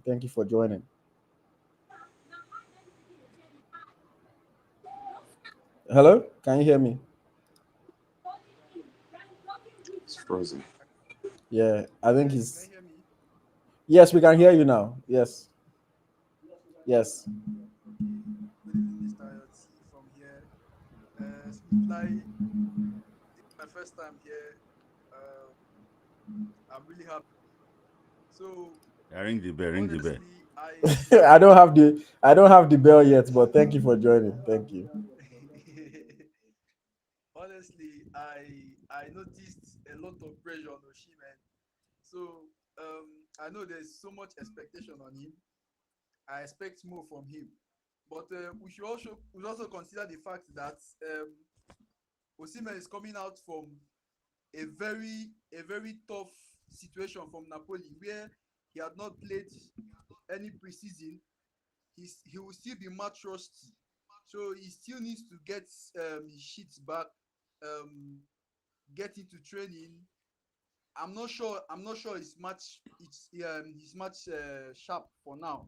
So I think he needs like 2 to 3 games to get himself back, get off. So I'm I'm I'm I'm expecting there's also an expectation from him, but not all that, because all the pressures I'm just seeing from everybody, Osimhen this, Osimhen that, Osimhen. Mr. AyoT is saying Osimhen should get 30 to 20 goals in 96. Very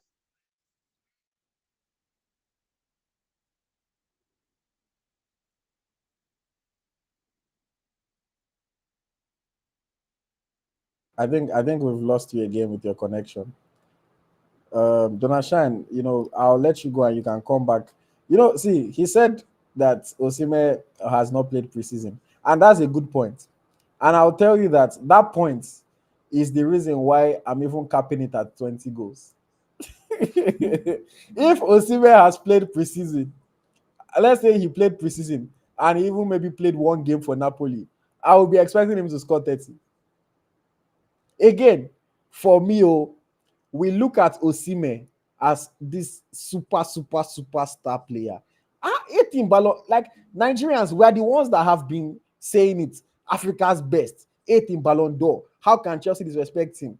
And the reality of it is that all the players that make the kind of money that Osimhen makes, all the players that are on the level that we put Osimhen on, in tougher leagues, they get these kinds of numbers.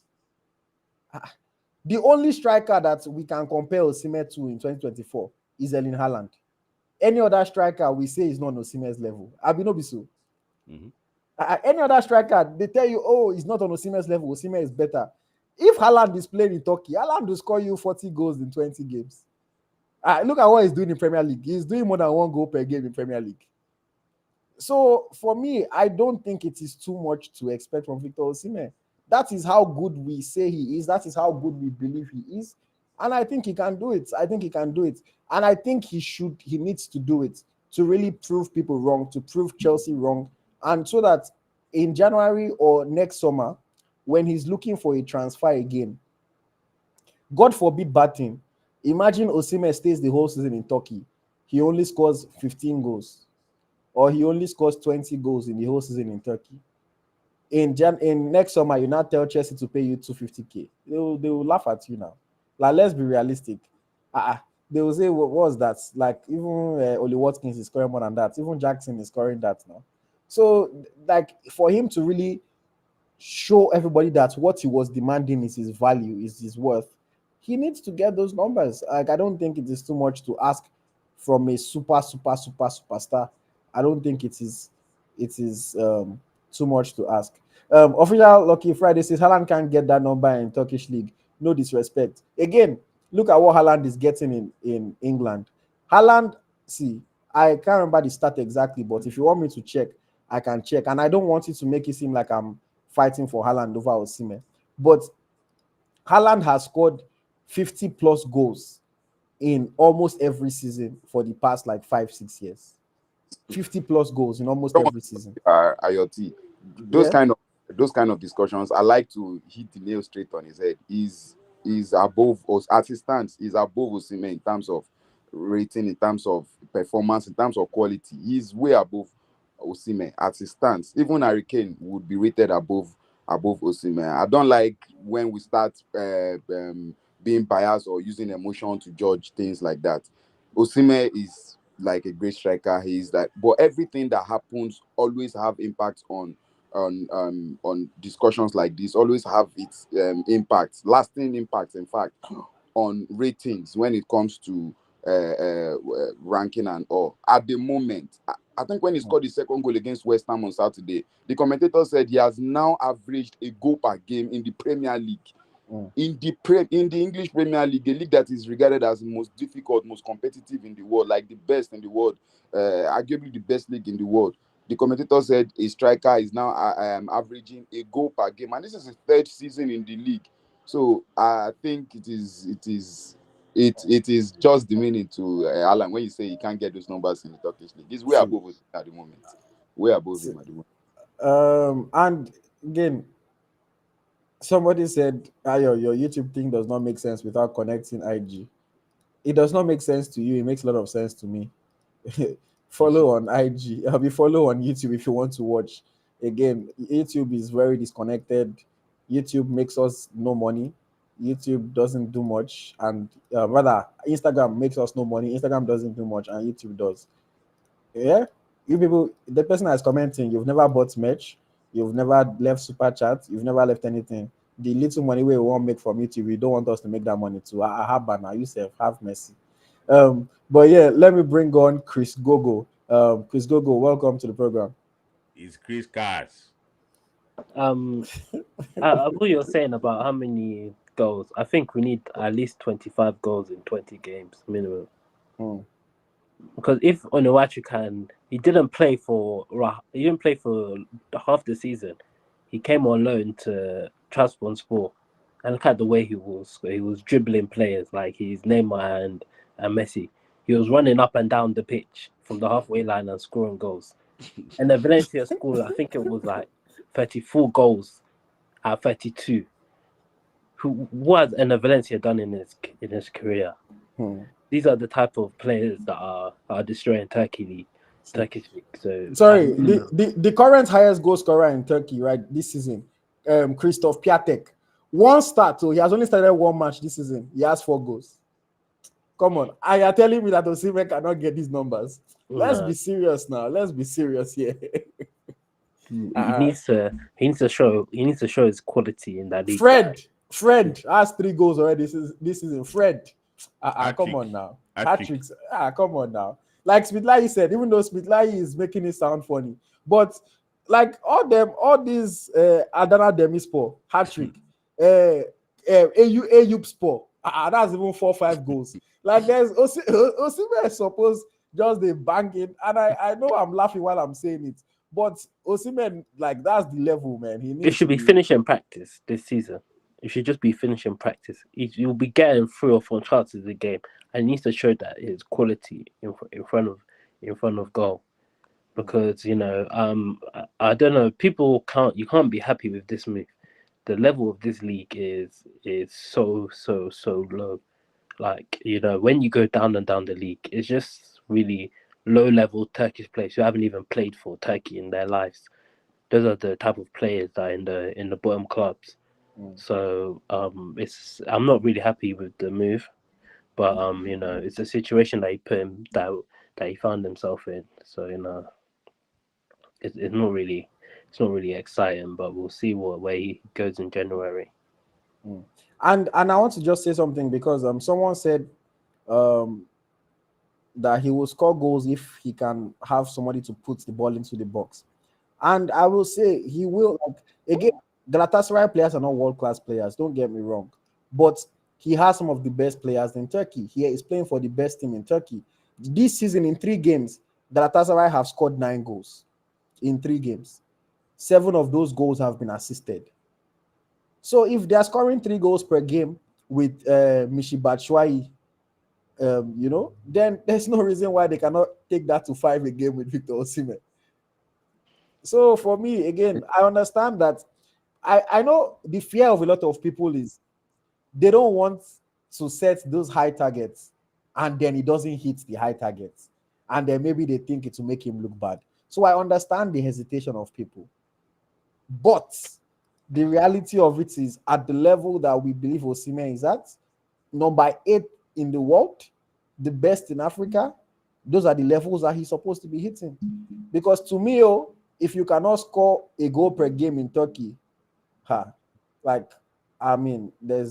don't know what to say. I love Victor Osimhen, but I think he's better than that for sure. And they're likely going to be playing a front 2 with Icardi, when Icardi is back from his injury. So it will be an interesting one for sure. Okay, we have some more callers. So let me just...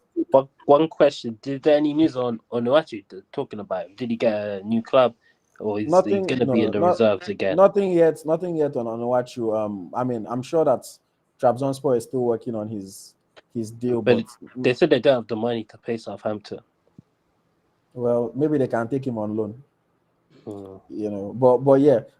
Let me just move you to the side for now. If you can stay, but let me just bring on because we have 3 people that are waiting to speak.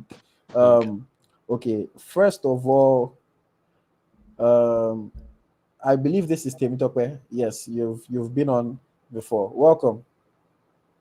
Hello, good evening. Yes, good evening. Can you hear me? Yes, we can hear you.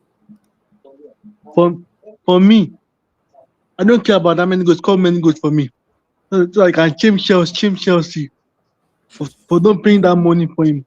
Got 30 goals for me this season. I'm shame Chelsea. That's what I want to say. Thank you for good job. I love what you are doing, guys. Thank you. Good night. All right, thank you very much. Thank you, Short and sweet. Tokwe is a regular on the program. Okay, so yes, we're going to wrap up in the next 4 minutes. So 1 more minute. Donna Shine, you've already been on before, so I'll bring on caller first, and then if we have time at the end, I'll bring you back on. Caller, yes, welcome. Good evening, Smith Layi and Sorry, AyoT sorry. and Smith. There's a bit of noise in your background. Hold Can on. you? Okay. Okay. Thanks for bringing me up. I've been following everything. The hour of our Nigerian football, Smith Layi. So Thank you. now, first, let me start from this thing. Like, I think until let me start with Nigeria football. I think until we put politics aside before we can move forward with the Nigeria football, Super Eagle, the Nigeria league and everything. Because to me, when it comes to the league, I think they need to renovate a lot of stadium, the dressing room, a lot of things need to be put in places, and they need the proper PR if you want all these things to go. And when it comes to the underage or this thing from the under 17, under 20, and all those things, I don't think we are ready for all these things. From what Smith Lai said earlier, at least there should be a promotion. And all this promotion, it was during the Sia under 20, from under 20 to under 23, and under 23 to Super Eagle, because most of them were promoted to the Super Eagle, like Isaac Promise, Okonkwo, and Co. So, having said that, I don't think we are ready. If we are ready, we know what to do. And until we put the politics aside, that is when we can have an headway in all these things.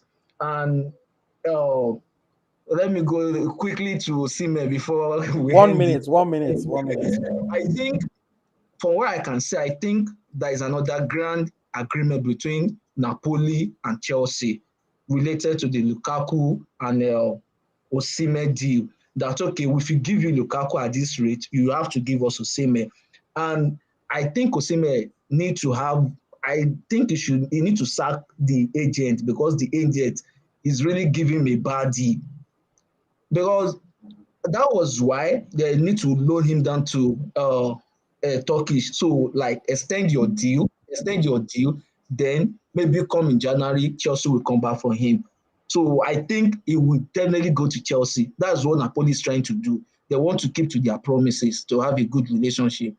So that's all I see. And I think, moreover, most of all these Nigeria players need to have a good PR and a good management to help them out. So that's all I can say. Thank you. All right, thank you very Thank you, much, Ola. caller. Thank you. Thank you for sharing your thoughts. Thank you. Okay, this is absolutely the last person. Please, you have 1 minute because we have to go off. We're already over almost 2.5 hours. But yes, welcome. Hi guys, it's nice to finally speak to you guys. Smith Layi, I always Yes, enjoy your yarn. You and you guys are always doing a great job at your team. Make una thank you. let Osimhen rest, I beg. Wetin happen? 30 goals, 20 goals. Wetin happen? Make una let the man rest. I mean, he's supposed to score a lot of goals. He's a good player, but I'm a Chelsea fan, right? And the way Chelsea treated him, me, I don't like him. I'm not gonna lie, right? The you can't pay a man who is any more and say you want to slash his pay. That's wrong. But Mona cheat the guy. How many goals? Like that guy talk. He no do preseason, and then the kind of players he's playing with too. If we not put this pressure for the young man, but the way to that the man do, we could arrest. I beg. But hopefully he does well, and then let's see where he goes in January. Then see Labadia and Nigeria. Every time I see they go on for our national team, they make me cry. I swear, like Nigeria is just crazy, right? But what can we do as Nigerians? As we prayer, we pray, so we go pray again. But hopefully everything goes well. Eguavon, they've given Eguavon the job. Let's see what he can do this weekend. But nice to speak to you guys. Smith Layi, I always like you. You don't always talk on straight as you Thank go. you. One Thank love, All you. right. guys. Great job, man. Thank Thanks. you, thank you very Yeah, much, and yeah. thank you for keeping it short and sweet. Okay, so yes, that brings us to the end of today's program. We've spoken about a lot from the Falconets. Congratulations to them, and good luck to them tomorrow. We've spoken about Nwabali, we've spoken about Animu, about Onyenezide, about Onyeka, about Samuel Kalu, and of course, we spoke about issues with Nigerian journalism and why people don't tend to believe the reports that they put out, and the big topic for today, the big topic for the summer, which we are still going to talk about him a lot throughout this season, as when he starts playing the football, we are still another person don't send request. Time don't go. We are still going to be talking about him throughout this season. You know, as the games go That by. guy, 30 seconds to just talk and Okay, run. okay, 30 seconds. 30 seconds. Now when they call Nigerian matter, that I know like what did they do there? No error now. Yeah. Guavon a pure error. What did they do there? They make in fact Nigerian matter not they put them out, but a Guavon is just XXX. Simple. You know, we did not get into Nigeria Super Nigeria matter. We'll talk about Super Eagles on Friday. But okay, you know, I just hear that because I hear that mention Nigeria. No, I know Guavon just if you saw the platform carry and come out. If you saw the video that the NFF posted today, Guavon said, "I did not beg for this. I did not ask for this. Is by God's favor." So I beg you, not be the NFF guy there. No, they know what they do. They delay all those things so they go carry on. Nigeria, not where all of us come from. I beg. We know ourselves now. All right. But on Friday, we'll get into Super Eagles, talk about the game, talk about all the issues. But yes, thank you very much, Uma. Everybody. Thank you. Okay, so yes. Sorry, I just respond to a comment. I saw Damiola Ajiro said that Smith Layi is too ash. I don't know why you say I'm too ash. Yeah, it's easy. Is he good? Is he too much for us to say may Victor score 20, 25 goals? I don't think it's too high. No, it's not. It's not too much. To be honest, it's not too much. That even if you say he should score 30 goals, because no one is because you believe so much in him and you feel like he has the quality to. Me, I'm like AyoT said, I'm just trying to like not raise my own because I'm somebody that is very emotional. Immediately, the moment it doesn't meet that my expectation, I start feeling somehow I start doubting his potentials. So I just want to just keep it low. If he exceeds it, then I'll now be able to like boast and say, oh, yes, I said it. But that's just it for me. So 25 is now outrageous. I wouldn't lie to you, especially with those. We saw Turkish best defender at the Euros by Abdulkarim Badashi. He's the best defender in the Turkish league, and we saw how awful he was. No disrespect to him. So imagine the boys is now leading to now start marking Victor. So yeah, I think I want to see Uncle Ken performance against Victor. Yeah, Uncle K. Don't worry. I'm sure they fight a lot in training, duels during training. So Uncle K will be up for the fight. But yes, once again, let me just thank everybody for tuning in. We have over 345 people still watching at this time. So amazing. We're 2 hours and 22 minutes into this live program. Where we schedule for 1.5 hours, 2 hours max. So we've done 2 hours 22 minutes. So obviously we've had a lot to talk about today. Please, if you're on YouTube, make sure you like the video before you go. If you're not subscribed to the channel, please subscribe to the channel so that you do not miss the contents that we have coming up. I have an interview with Francis Uzoho. Francis Uzoho, like you've never heard or seen him before. I guarantee you, maybe let me not say now for somebody will say, oh, you did not ask one of the question that I had. But a lot of the questions that you have for Francis Uzoho about his career, about his comments, about his mistake against Ghana, about his injury, about Maduka Okoye, about Stanley Nwabali, he spoke about everything. He spoke about how he felt, not playing at his AFCON, losing his position to Nwabali. I asked him so much and he was very open. The interview is about 70, 80 minutes long. Fantastic conversation with Uzoho. I was so happy that he was able to talk to me like that, and I'm sure you guys will enjoy it. It will be on Eagle Striker YouTube channel on Thursday. So we're going to publish it before the match against Benin Republic. So on Thursday, it will be on our YouTube channel. Make sure you subscribe, make sure you check it out. And I guarantee you that you will enjoy the conversation.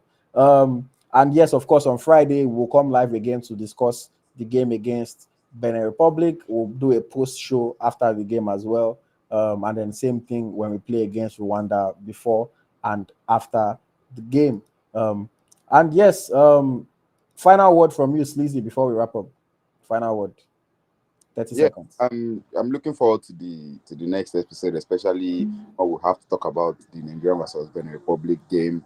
I'm looking forward to that. I'm just waiting to hear Smith Layi's opinion on how the game would go.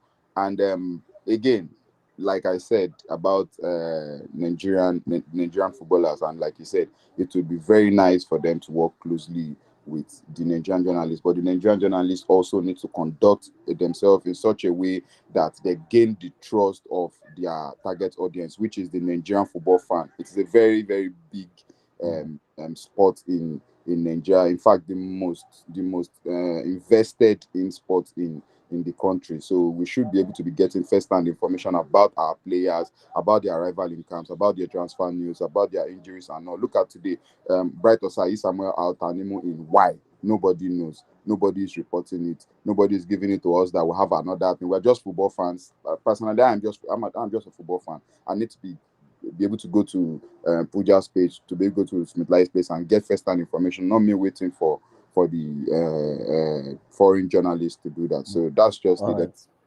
Yeah. All right. Thank you very much, Sleazy. Thank you for sharing your thoughts. Always nice to hear from you. Smith Layi, final word. Yeah, just fantastic episode again. And I want to greet those that listened, that had stayed from the start to the end, Thank you. And those that click on I'm a hater. I think that I don't calculate them. Now like 4 people now go click on that I'm a hater. Now well done too. I know say that they get in a meeting somewhere. Now well done too, but thank you guys for joining. The against Benin Republic match. Go come out and we'll discuss it too. I'm saying this thing because Sleazy is from Benin Republic, so and that's why he's looking for that episode. So we'll see there. So thank you guys for joining. Thank you. Yes, thank you very much for joining. Thank you to everyone that left a super chat. We appreciate you guys. Thank you to everyone that liked the video. We appreciate you. Thank you to everyone that shared. We appreciate you. Thank you to everyone that subscribed. If you didn't do any of those ones, thank you for watching. I still appreciate you. Until next time, my name is AyoT.